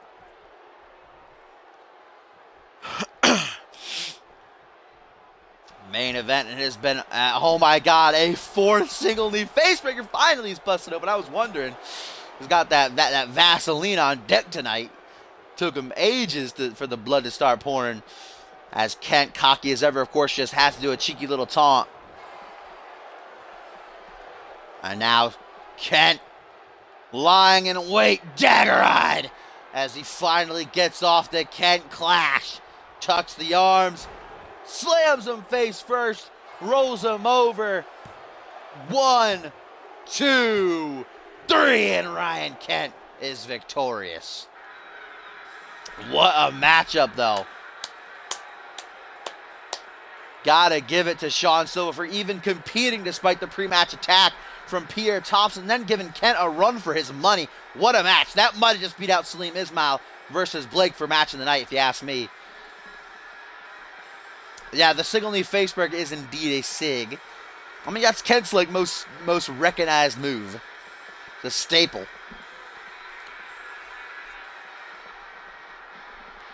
And here was the finish. The Kent Clash is what did it in.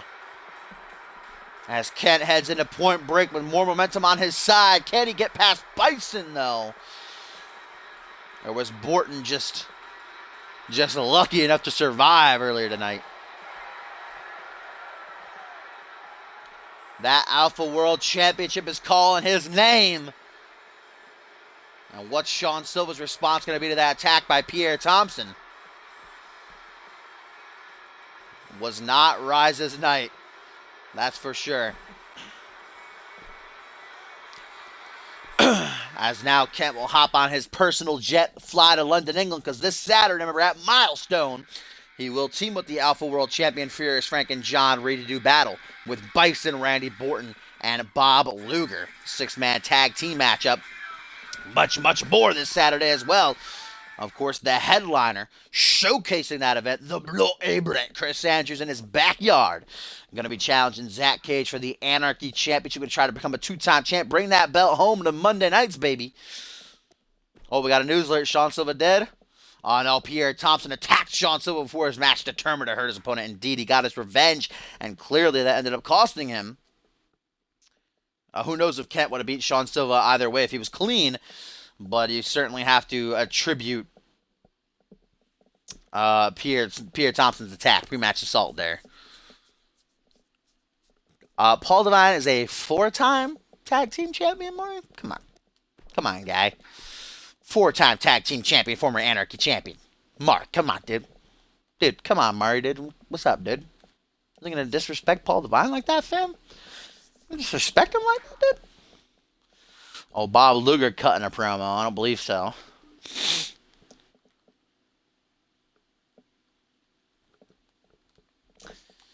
All right, who we got on? Let's see.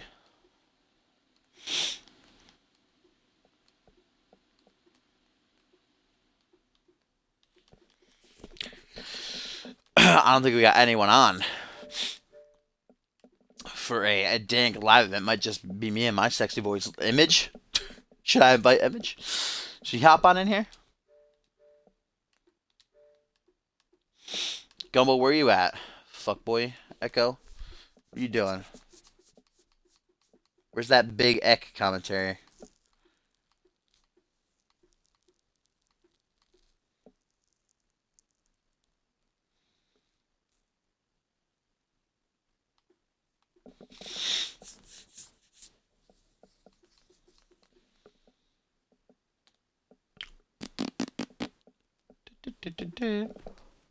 Alright, let's edit this shit.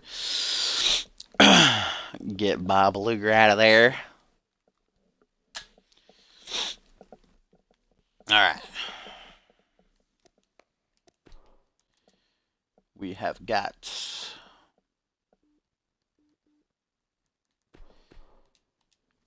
the debut of Lance Griffin.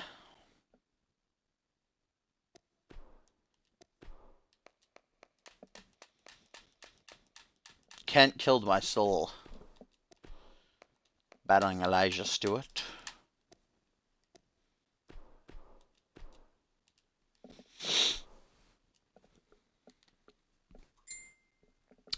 Someone just sent me a message on Facebook. Can't check it though. My phone's all the way over there. Rip in peace. I bet it's Batman. I bet he watched that match and he's mad at me. Rip.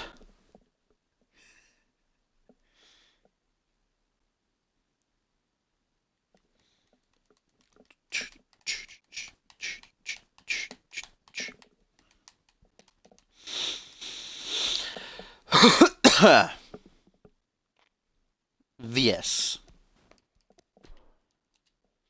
Well, got half of it, right?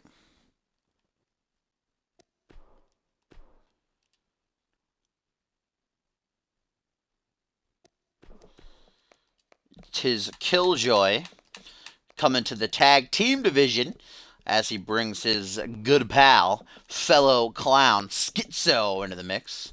The Red-Nosed Stranglers will take on Heaven or Hell. Oh, what the hell?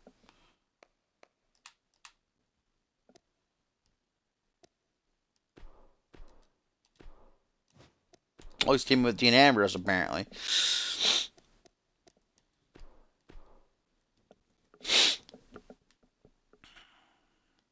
What up, JT Da Savage? 225. Welcome to the stream, my friend. The Reality Wrestling Show is tomorrow morning. It will be Fridays from now on, between 10 and 11 a.m. Eastern Standard Time, probably 10.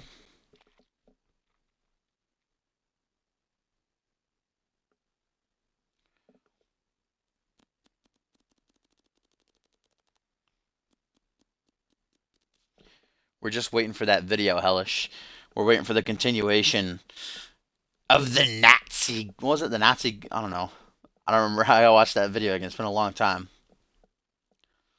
What up, Will? Will Rach? Just call you Big Will. What up? What up, WIWO? What's up, boy? Welcome to the stream, my friend.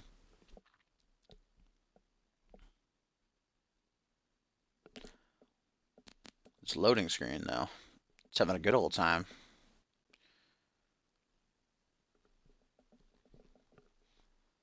My goodness.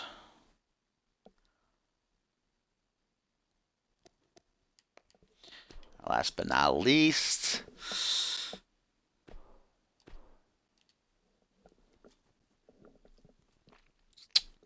we have got John Bateman returning to the ring.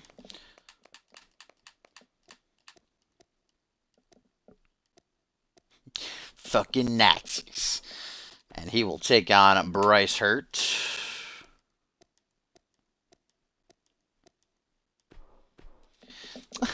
Topher, Eastern Standard Time. Oh, milestone. Probably usual. Between 6 and 7-ish. 5, 6, 7-ish.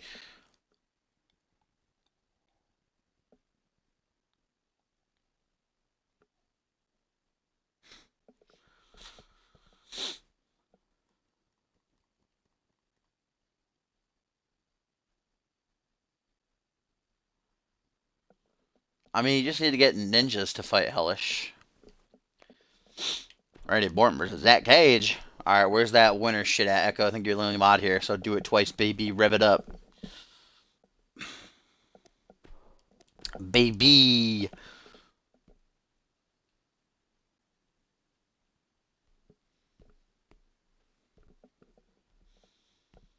I'm a winner.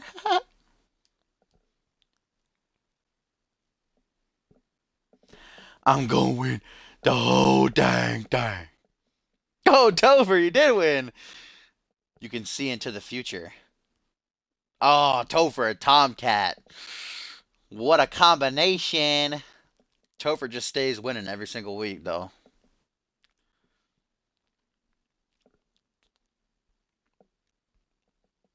We already saw Alex Taylor in action, Tomcat. Come on. Come on.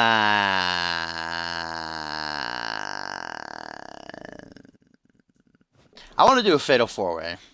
So we'll get 2 guys in there. Get 2 more guys. Echo, you do 1 more. Borton, you do 1 more. I want to do a Fatal 4-Way for some reason. So we'll get Alex Taylor in there if you want him. Choose your champion, Topher.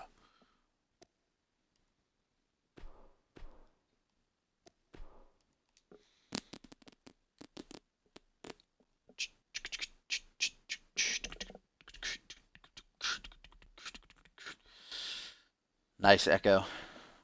Nice one, guy. Hey, Punkabilly. Getting it. Choose your champion. Echo's got to do it, Borton. Come on. Canceled out. Cancel it out. Echo's got to do a winner. Can you choose your guy? Yeah, you can choose your guy.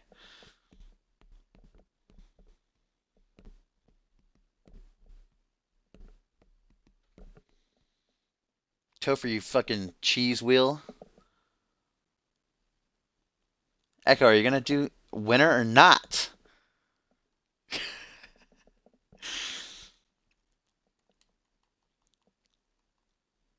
Wow, Echo.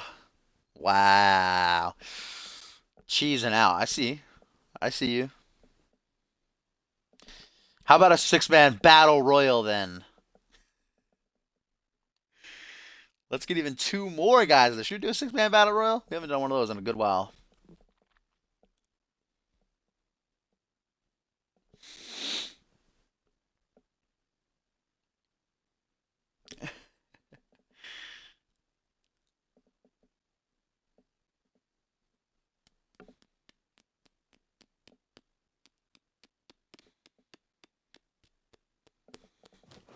Let's do a six-man battle royal. I want to do a six-man battle royal. I want to do a fatal four-way. Now I want to do a six-man battle royal. So we need two more winners. James Smith is on Fusion. Punkabilly. Got to choose a Genesis guy. If you don't know a whole lot, you can go to the roster section on the site, or you can just choose one of your other guys. They can fight again. Alex Taylor is. Topher, I still haven't gotten your guy. Hey, there you go, Noah. Lucky I made it a battle royal.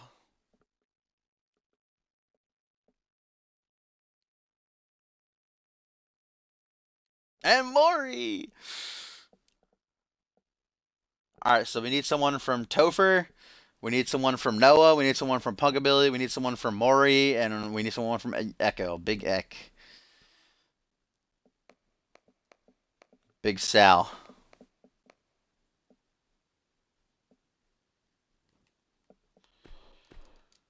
Oh shit, putting in John Reed. John Reed, Salvi.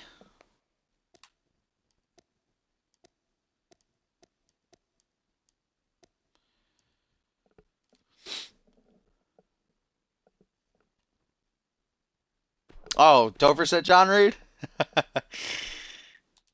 Alright then. Big Salvi in there.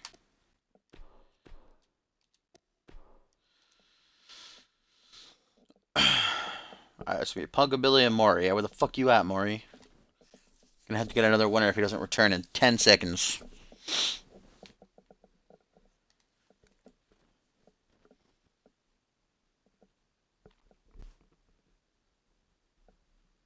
Nikolai Ivanovich, the light heavyweight champion, getting thrown in here? Who's injured right now? Gonna further fucking aggravate his injury? Maury, if you're not back in 5, 4, 3, 2, 1. Borton hit the winner. Let's get another one. Rip Maury.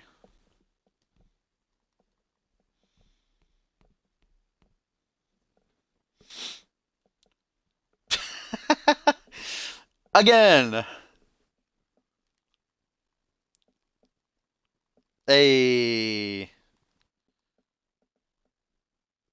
There you go, Hellish. It's quite the battle royal.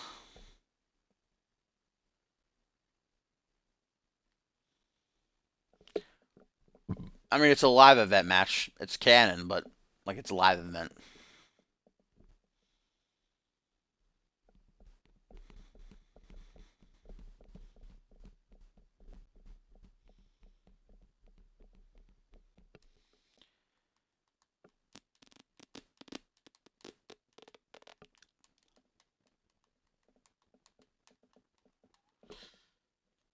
Come on, Hellish.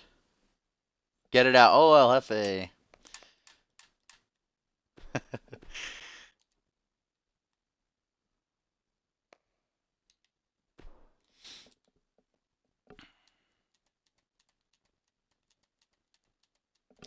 Amanda, show.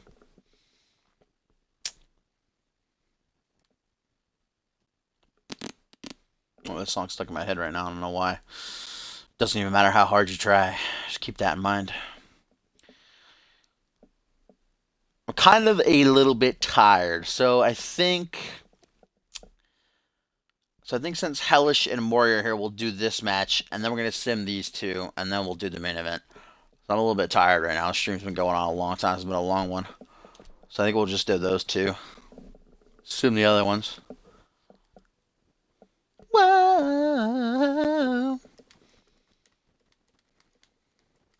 This time, sun ain't coming down.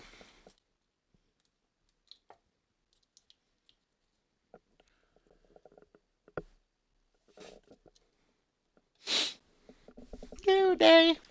It's the dawn of a new day, huh?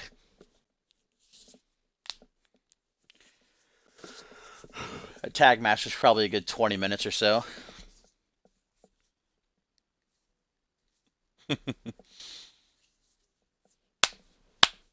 I always see that one guy with the afro who's just going.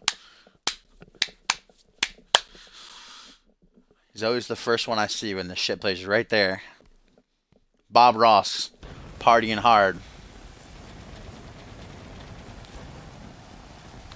Them fireworks for the live event. Marry me, I'm single, says that guy in the blue shirt. I will marry you.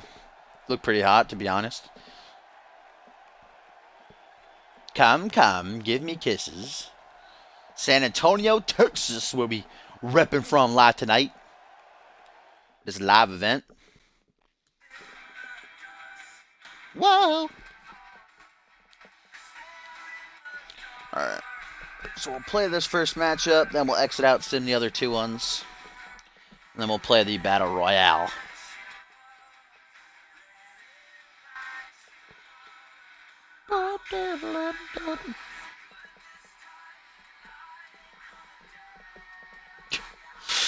So I've had that YouTube account for like 7 years, Hellish, so it's just accumulated over time.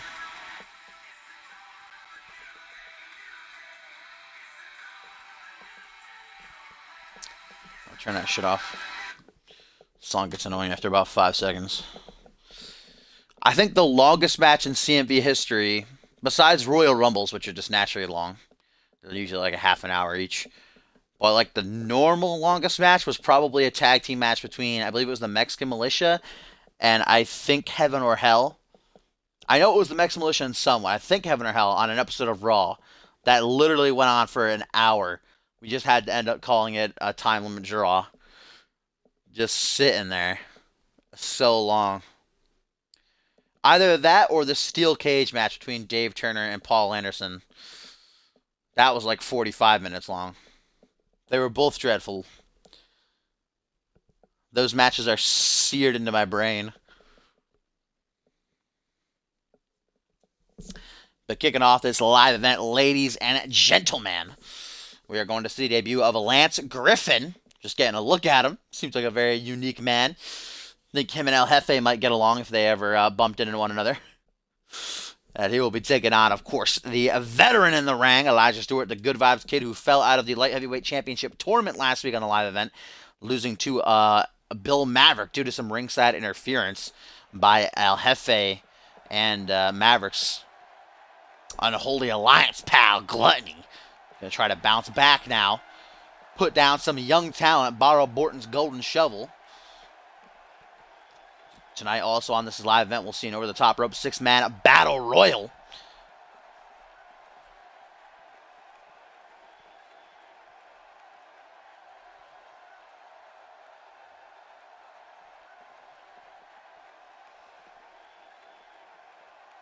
Oh, whoops.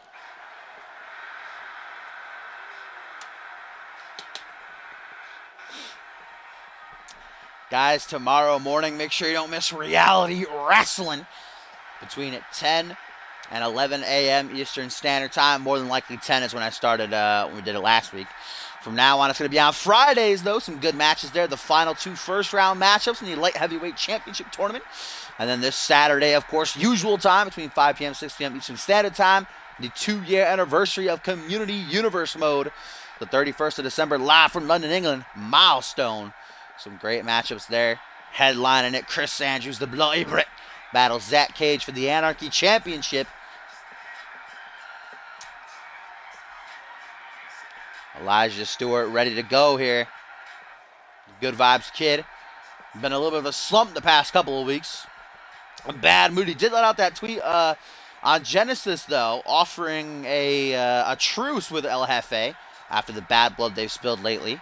El Jefe has yet to respond. We saw him defeat Bob Stormer. Now he has advanced to the quarterfinals of Battle Bill Maverick this Saturday and their tournament matchup.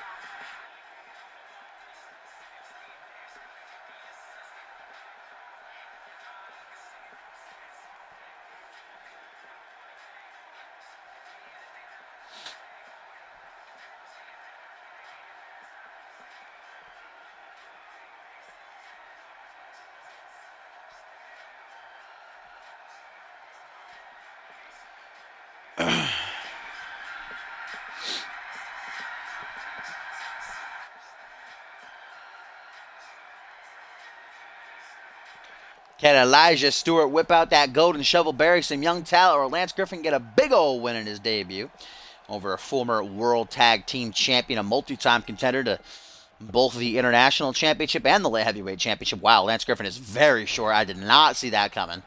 He is very, very short. Elijah Stewart going to take him down with that dark matter to kick things off. Elijah looking like a fucking giant compared to this guy. Oh, I'll take more here. The monkey flip. Modified monkey flip, grabs him by that crazy old hair. Jawbreaker for his troubles. Gonna close in on him. A little taunt. Cheeky takes him down with head scissors. You can see that speed is more than likely going to be his factor. His niche. Use that quickness. His size advantage to zip around, evade his opponents. Elijah Stewart got him grounded right now, though. Elbow to the top of the head. Still to come, 6-man battle royal. Going to cap off this stream. The likes of Salvi and John Reed, the light heavyweight champion, Nikola Ivanovic. Nice springboard senton crossbody. Please chill dashing. Right there, pulled off nicely. Hardly a minute, though. Front headlock now by Griffin. As he goes for a butterfly soup. Oh, holy shit. Another new counter I haven't seen yet. That was dope.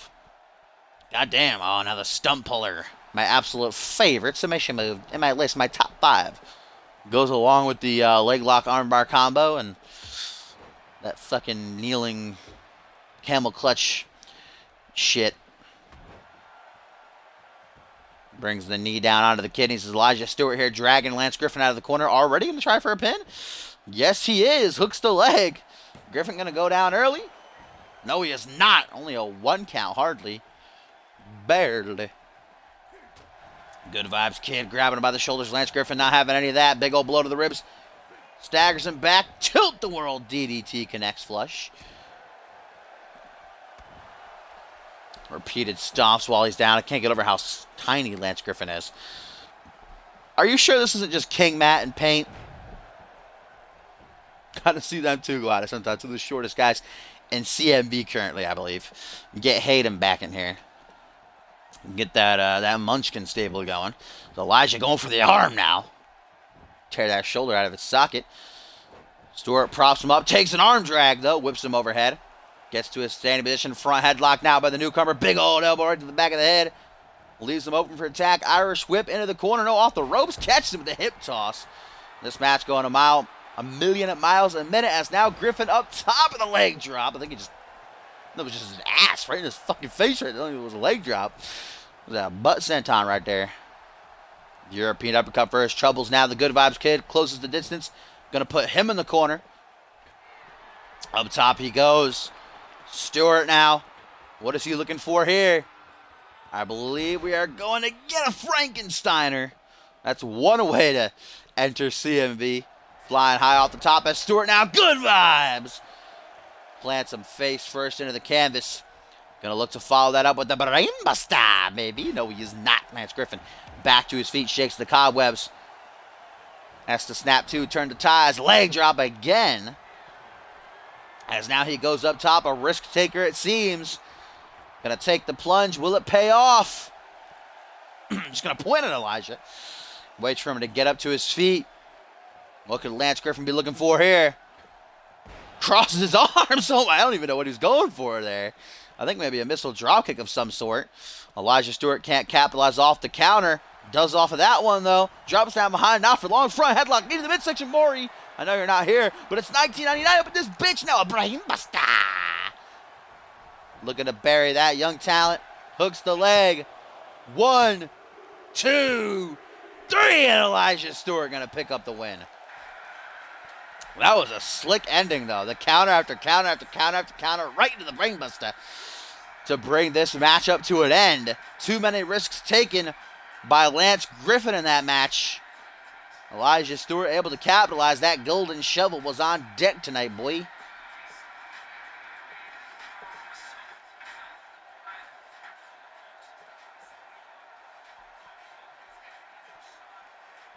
Here's the finish. That brainbuster does it in for the young blood. Maury finally winning a match. Elijah Stewart gets a much-needed victory after falling out of the Light Heavyweight Championship tournament.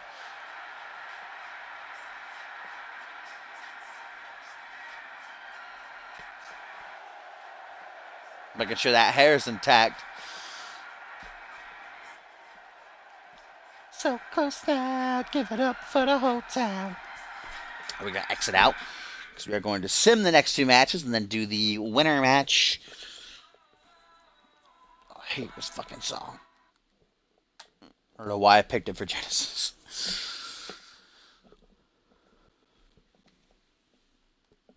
Alright, so off screen, the Red Nose Stranglers, Killjoy, of course, we know very well, joined by his new pal, the debuting Schizo, going to take on the legendary combination of Diablo and Angelico, Heaven or Hell, who are coming off that loss for the Tag Team Championships.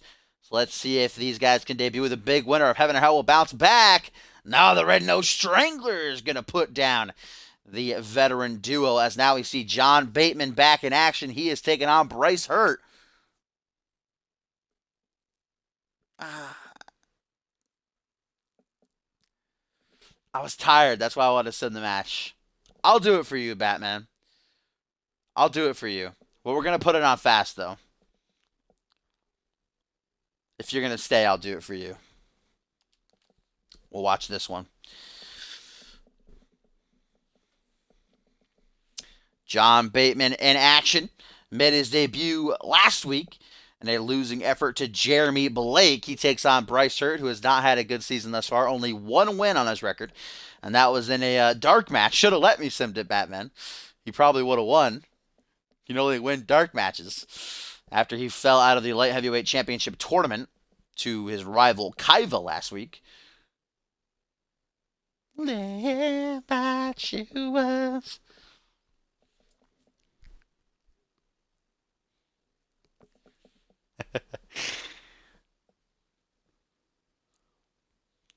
I was lost and now I'm found.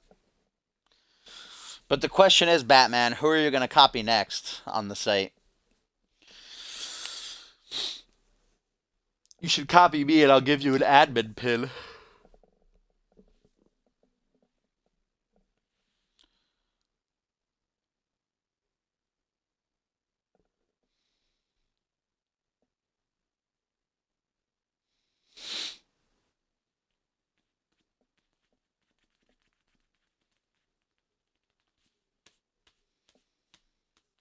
All right, let's get this match underway before the main event. The six-man over-the-top rope battle royale.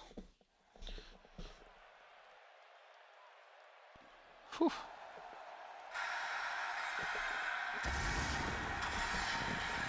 The chosen one, John Bateman, who again made his debut a couple weeks back in a losing effort to Jeremy Blake. Handed Blake his first win of the season, albeit it was a very good contest. Now Bateman looking to pick up himself a victory. Battles Bryce Hurt tonight. Bryce Hurt, a submission specialist. That's what John Bateman has got to watch out for here in this one. We still don't know a whole lot about old Johnny Boy here. Been silent since debuting.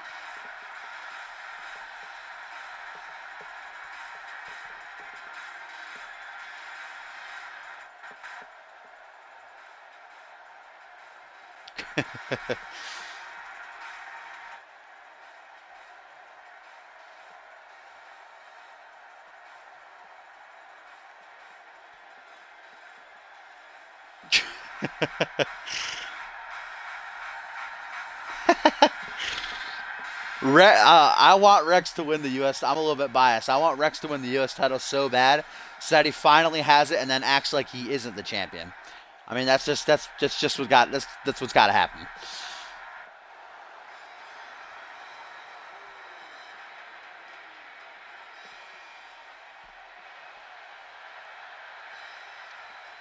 Bryce Hurt looking for a much needed victory here in this one. Again, only one victory this season. It came via a dark match.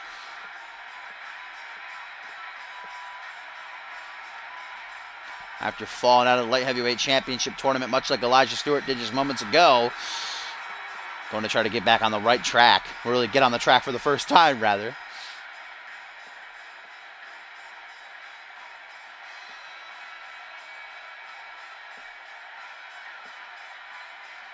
That's a default entrance. Here we go. John Bateman taking on Bryce Hurt in this one as the referee rings that bell. Bateman right out of the gate, going to take him down with a wrist lock suplex. Stomp down into the arm now. Bateman flips him over onto his stomach. Going to prop him up. Bryce Hurt sees it coming, though. Takes a hold of the arm, snaps it over the shoulder. Writhes in pain, not for long though, firing back with a big old hook, goes for the leg. The nasty kick. Bateman now, cross-legged fisherman buster, it's looking like for Bryce. He drops him right in his head. Fusion, certainly going to be a good one next week. The final two qualifiers for the Armageddon Hell in a Cell. We'll see who joins Ben and Sam Valentine. Rex Carter and Adam Adams, as Lex Knight will take on Crow, and a triple threat match between Azrael, Sean Kent, and Samuel Boone will go down. But of course, before that, this Saturday, going to be Milestone. Before that, tomorrow morning, Friday, for Reality Wrestling. No, Batman. It was a very bad night for Rise.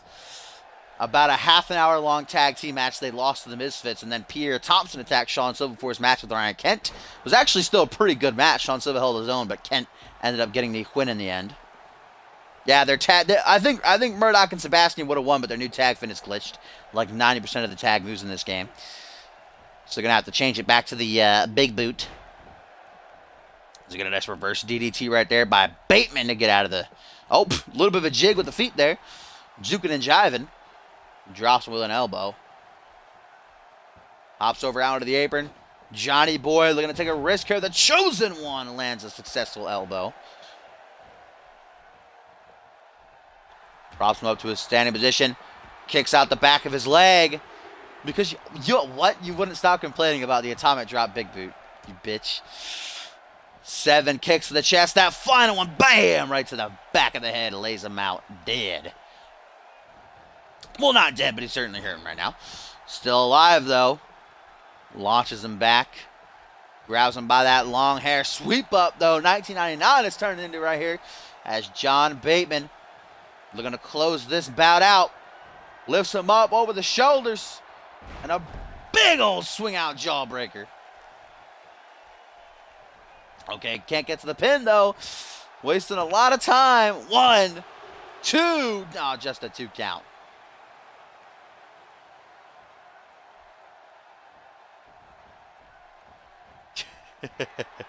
Yeah, I changed it to the super kick running knee, but that's glitched.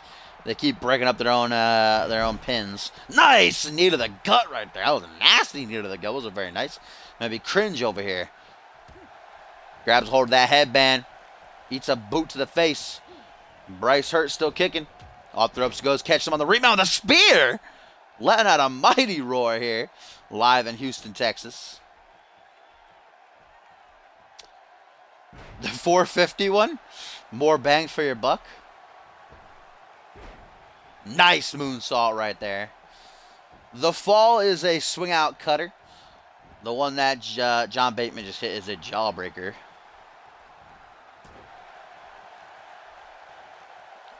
Jawbreaker. Bryce. That jawbreaker took it out of Bryce apparently. Took a quick nap.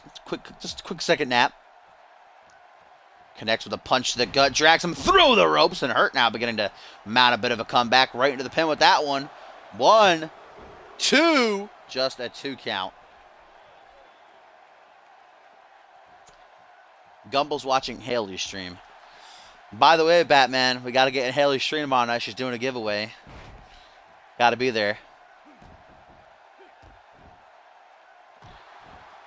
Couple of elbows down. Actually, Hellish, they don't look the same if you look at it properly. Because the jawbreaker lands him on his shoulder. The cutter lands him face first on the canvas. All right, guy? Why don't you learn some wrestling? Pfft, you fucking phony. Drops him down to the knee with a devastating single knee backbreaker. I don't know if Haley's on or not. I don't know if she's on right now. She will be on tomorrow, though. 1, 2. Summer is on. I don't know what that is. Sounds gay.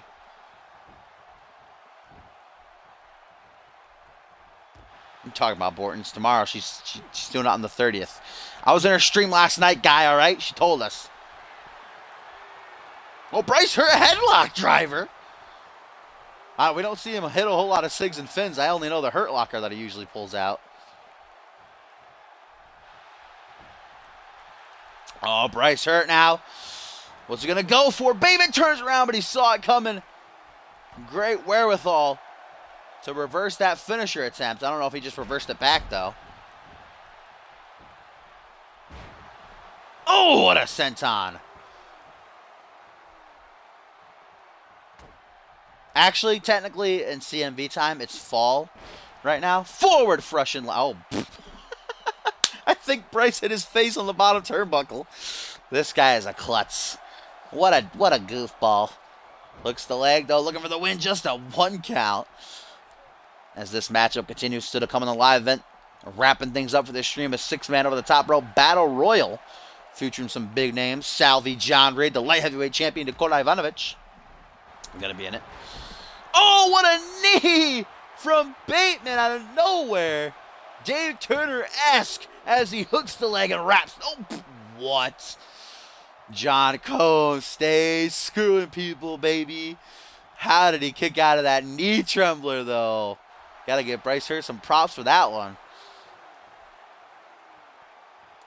Out on the apron now, looking for some springboard offense. I don't know what he was going for, but it does indeed miss. Misses that kick horribly. These two are having a tough time in this one. Big old shining wizard into a bulldog, but Bryce Hurt busts him open somehow. I think Bryce Hurt got busted open, actually. Don't know what's going on very much.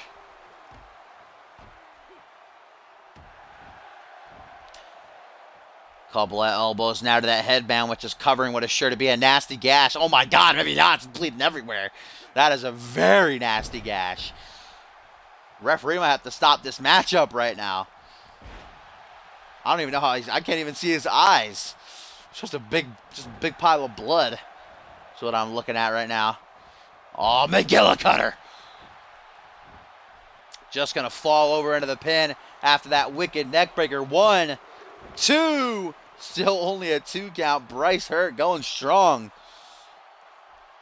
Where was this against Kaiva last week when it mattered most in the light heavyweight championship tournament? Went down in like 2 minutes to 1 finisher. Now John Bateman just can't put him down no matter what he does. Oh my God, Bryce Hurt finds an opening. Can he capitalize on it? What does he got? What? Puts him through the ropes. Hangman's DDT. Drops some face first. Now he's busted wide open. I guess that other one I'm going to assume was a finisher as well then. Oh, congratulations, Bryce. Congratulations. You're one of a kind, guy. One of a kind. Just fucking, instead of pinning him, tries to pick him up. 10 out of 10. Now a rolling neck snap. John Bateman lifts the wobbly Bryce Hurt up to his feet. Counters those Kiwi crushers, though. Takes him over with the fireman's carry. Bateman with the back suplex. These two are beating the hell out of each other. My goodness. Bateman kicks out the back of his leg. These 7 stiff kicks in a row to the chest. And that last one, we know it goes right to the back of the head. And Bateman takes a second to catch his breath. This has been a tough match, very back and forth, as now he has eyes to finish. Looking one more time for that swinging jawbreaker. But Bryce Hurt with the clutch counter to save him. And now he shoots, I believe, going for another Hangman's DDT. Caught with a butterfly suplex into the bridge. What a match! 1, 2. No, just a 2 count, by God. These two are putting it all on the line for this live event match. Bryce, please tell me, where was this last week?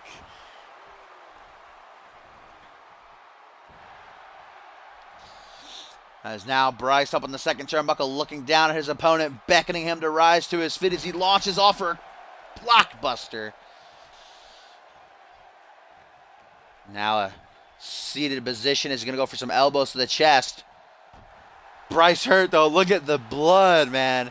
Oh my God! 9-inch nails! A third time in this match. 9-inch nails. Once more. Can he actually make the pin this time? Is the question. Wasting way too much time. Taunting, he does. Hooks the leg. 1, 2, 3, and Bryce Hurt gets the win. What a clutch victory for Bryce Hurt, bloodied, bruised, and all. Oh my God. What a match. Bryce Hurt, fine. All the light heavyweight tournament contenders losing and then end up winning. They needed that motivation, I guess. Losing out on the big one.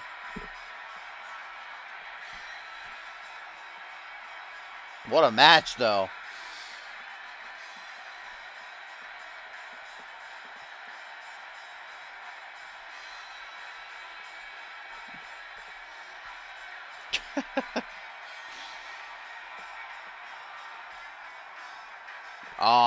Topher with a Z.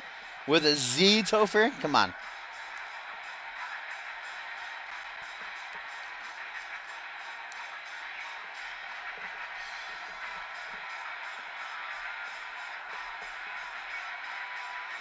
And there was the finish, a third dose of a 9-inch nail. Look at that. That's the face of a warrior. What a match.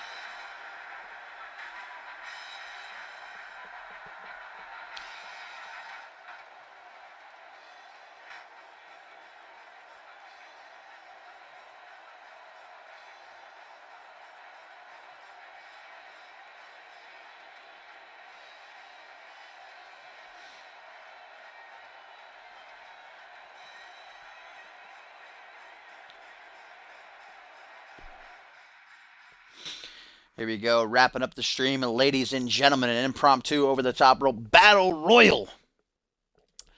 Going to pit newcomer Alex Taylor against Sal Cubas of the King and Company. John Reed, the #1 contender to the International Championship, the masked man Salvi, who has a date with Kaiva this Saturday at Milestone. And their quarterfinal matchup, the light heavyweight champ himself, Nikola Ivanovic of Rise, and of course El Jefe Arriba, who also has his quarterfinal matchup this Saturday, where he battles Bill Maverick after he advanced past Bob Storm on Genesis.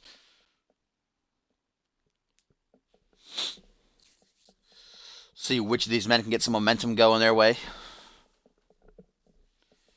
Arriba!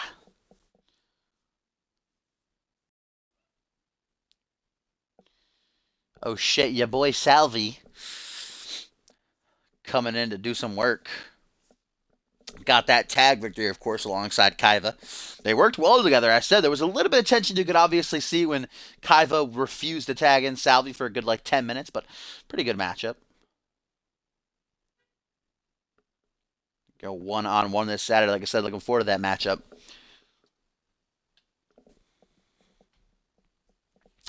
But do not miss Reality Wrestling tomorrow morning at 10 a.m.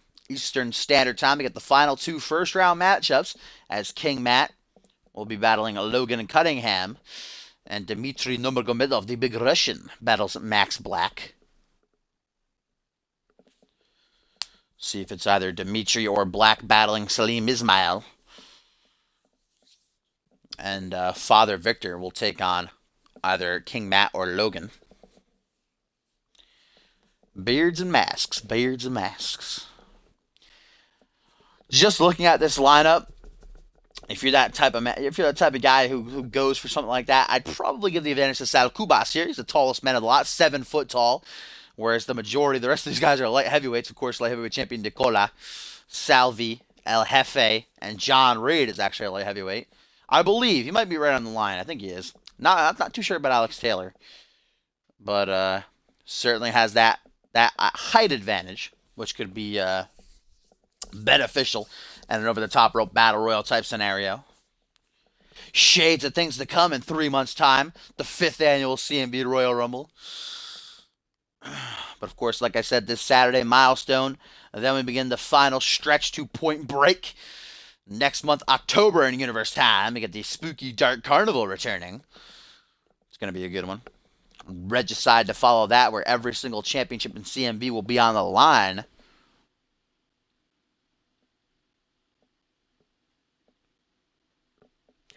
And here's a tweet, guys, from Bryce Hurt after getting that victory over John Bateman. He says, I'm starting to wonder if Hurt Nation is the equivalent to today's America.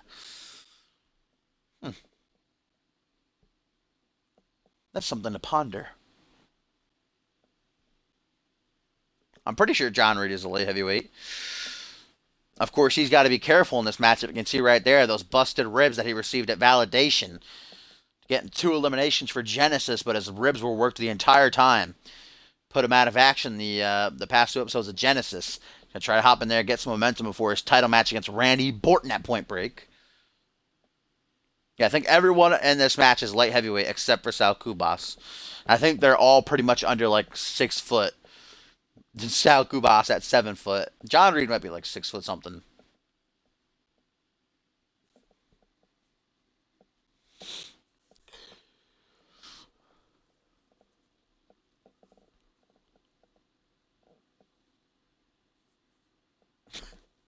Jeff? My name is Jeff? Is that how El Jefe speaks? My name is Jeff? Jeff the Chef? Arriba!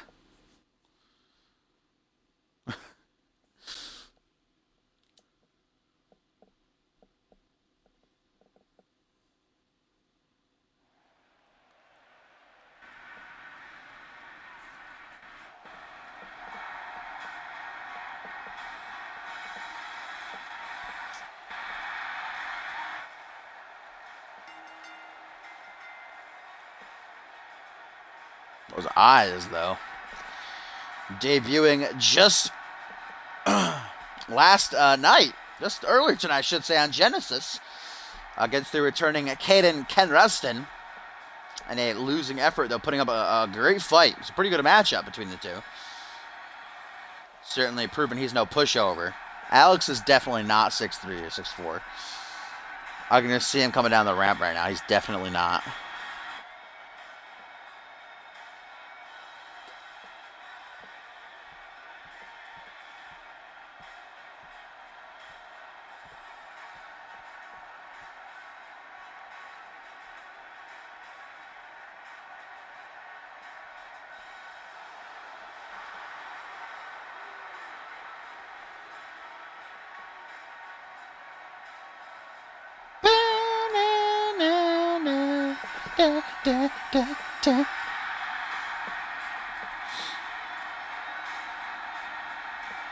Alex Taylor ready to earn himself his first victory here in his CMV career. Oh boy. Sal Kubas, the Knight of the King and Company. Gonna make his, I believe this is a singles debut. The King and Company returning after a couple-week absence on last week's edition of Thursday Night Genesis, winning a 6-man tag match over the Hellhounds via countout. See if he can do his king proud. As Matt, of course, will be in action tomorrow morning on Reality Wrestling, battling Logan Cunningham.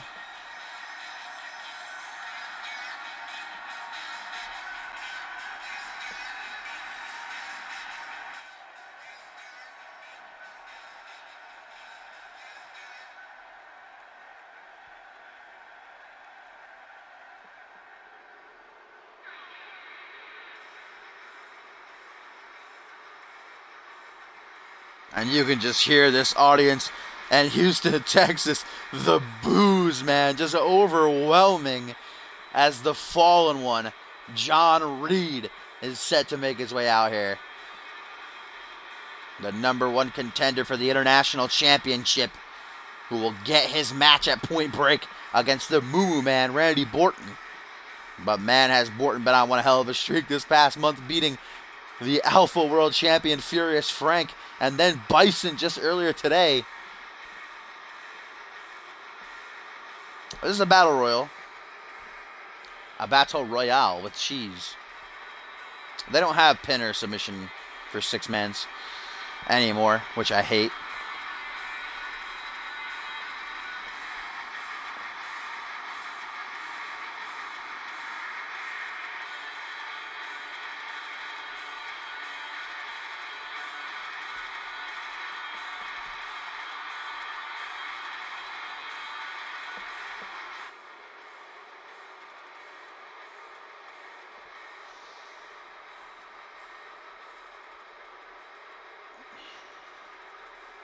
Looks like he's missing a logo on his thigh there.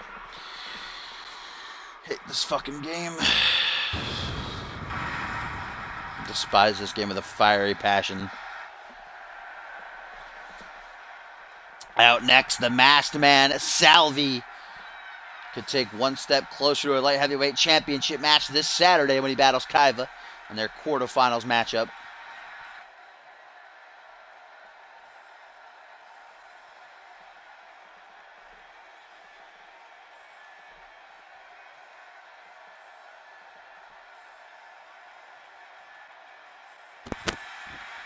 Fucking Mike.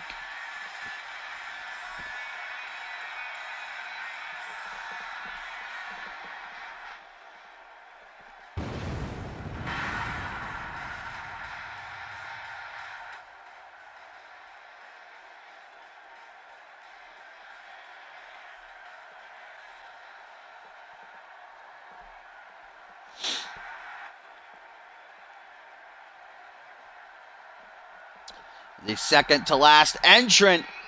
Certainly a big opportunity for Salvi here, as he's a current contestant in the light heavyweight championship tournament. The champion himself, Nikolai Ivanovic of the Villainous Rise, coming out here after a couple of weeks on the shelf due to an injury during training. Cleared to compete tonight. He'll be cleared to compete at Point Break.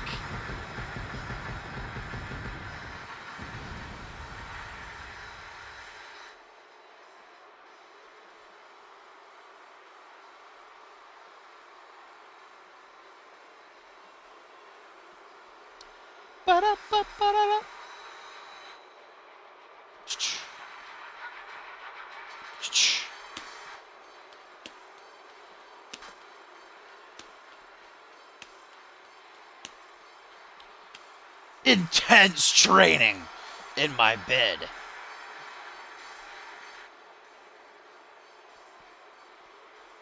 Rigorous exercises on my dick that Nikolai Ivanovic went through.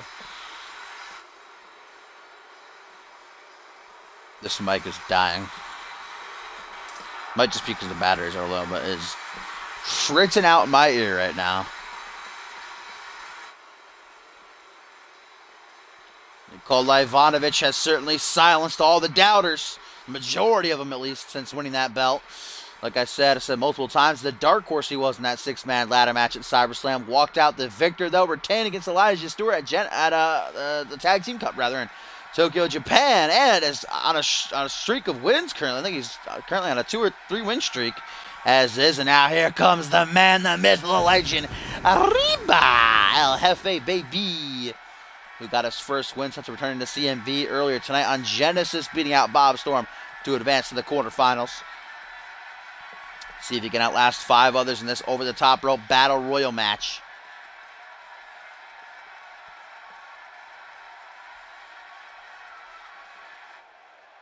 Yeah, Borton, how are you?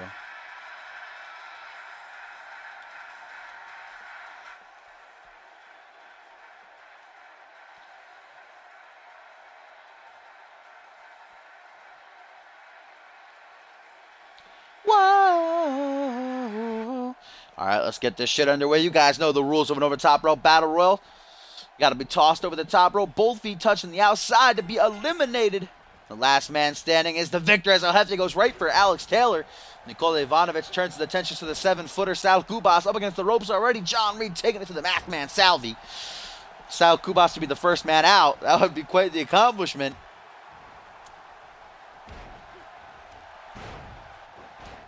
There's Salvi with a wicked blow right to the top of the head of John Reed. Sal Kubas busy taunting to the fans in attendance here tonight rather than doing some work. Alex Taylor, nice reverse STO there on El Jefe.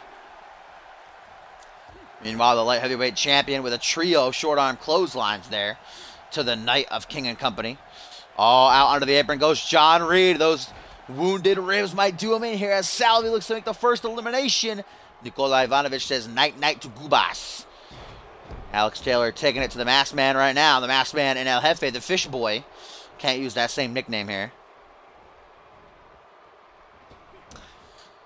El Jefe looking to get out Taylor here. Nikola Ivanovic put into a spot of trouble.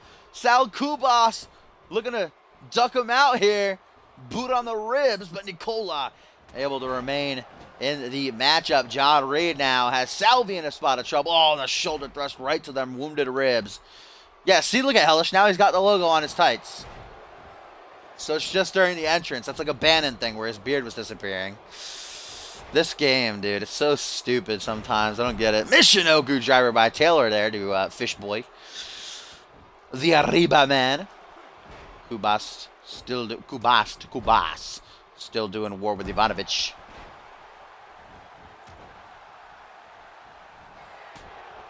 John Reed with that wicked super kick out of nowhere.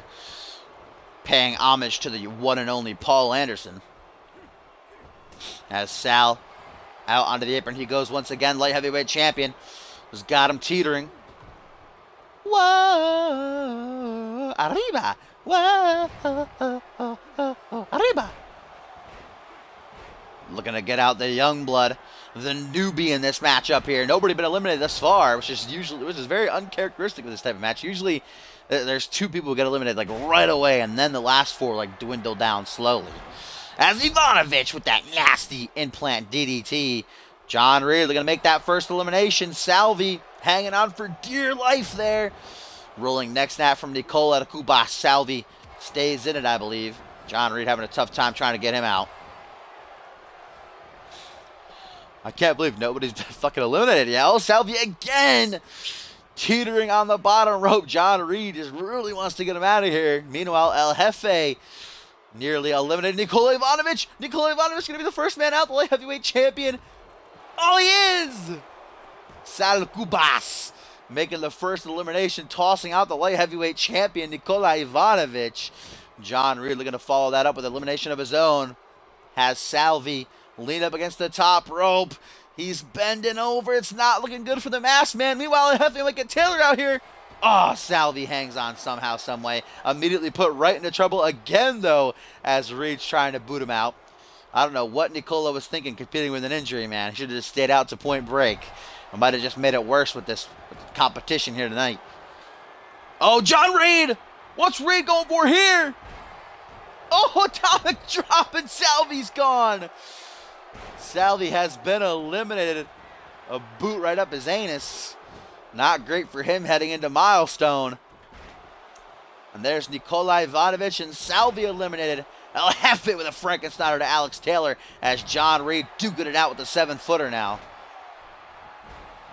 Going for a shooting star press. Shit, that is quite the risk to take an over the top rope battle royal scenario. And it did not pay off as Taylor now looking to make the elimination. Sal Kubas has the fallen one. He's got him by the head, but John Reed remains resilient. El Jefe saving himself as well. Front headlock, grabs him by the tight stalls to suplex one of his own by Reed. Some strength on display there. And then there were four. Excuse me for that burp.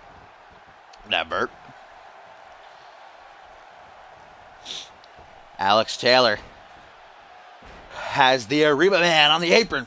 John Reed, jawbreaker to Kubas, lifts him up to his feet. Could we have another elimination in the works here by Alex?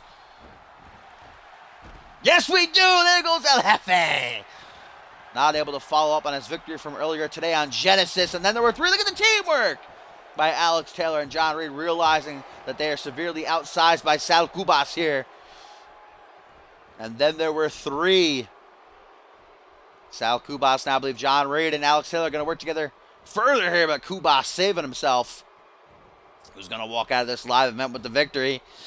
Some momentum put on their side. John Reed, as Alex Taylor just watches on as the fallen one going to try to get Kubas out of here. But he still can't. Taylor should have helped him out maybe, but no, just content to watch. Now he's going to try his hand to get him out of here. John Reed says, stand back and watch how a pro does it, guy. Kubas getting teamed up on hard here. Again, says no to the elimination. Now Kubas and Taylor going to work together to take down the #1 contender to the International Championship. Some alliances being formed and dashed in the blink of an eye. This over the top rope battle royal. I don't know what's happening there. John Reed got some force fields activated or something.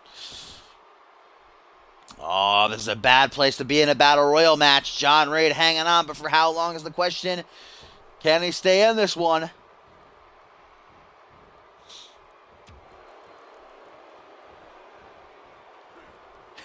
We saw Nikolai Ivanovic eliminated first. And then we saw Salvi sent packing. Most recently El Jefe, as there are 3. Oh! What was that? I think Sal Kubas' punch somehow connected with Alex Taylor? I don't know. That was good. I think he died. It landed right on his face. John Reed snapping the arm over the shoulder. Alex Taylor just chilling in the back. As John Reed once again does all the work. But from behind, Alex looking for that elimination. Failing horribly.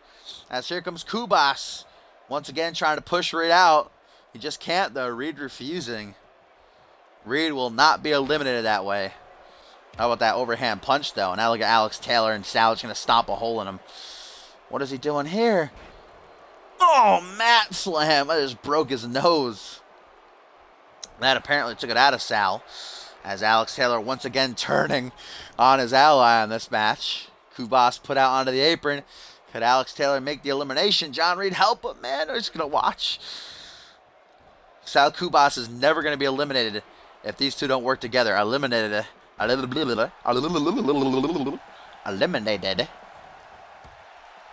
at Kubas just fighting him back with a stick.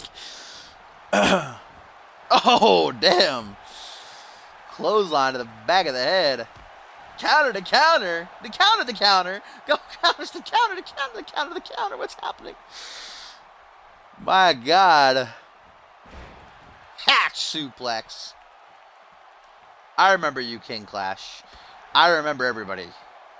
Welcome to the stream, my friend. This is the last match of the stream. This over-the-top rope battle royal. Nikolai Ivanovic. Salvi and El Jefe eliminated. Sal Kubas, John Reed, and Alex Taylor remain. Yeah, Maury, you missed your match. The stream is still gong. This stream is quite the gong, if I do say so myself. Nice suplex there by John Reed. Misses that kick to the back. You actually won the winner thing, Maury, but you weren't here. Couple of elbows connected to these three guys, rather, I should say, just refusing to be eliminated. One of the longest battle royal matches ever. Oh, Sal Kubas. Could he meet his end here? I believe he may. Oh, there goes Sal Kubas. The Knight of King and Company did a very good job in this one. Oh, Reed! John Reed! Oh, shit, the clutch. There goes Alex Taylor, and John Reed is the victor of this battle royal match. Getting some momentum heading into Point Break, where he challenges the Moo Man Randy Borton for the International Championship. That clutch ending, Sal Kubas ducked out, and then a big old power slam to send Taylor out with a bang.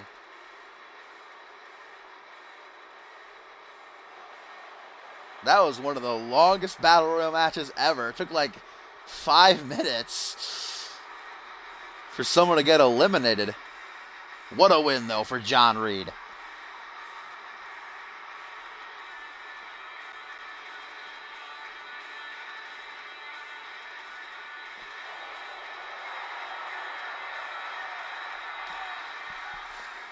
John Reed has his eyes set on Randy Borton and the international title in 2 weeks' time at Point Break. But guys, remember, tomorrow morning going to be Reality Wrestling, 10 a.m. Eastern Standard Time if you want to catch that. This Saturday, you're not going to want to miss it. The 2-year anniversary of Community Universe Mode live from London, England. It is milestone, my friends. That will be between 5 p.m. 6 p.m. Eastern Standard Time if you want to catch that. As always, you want your call on the show, you can join up at communityuniverse.4motion.com.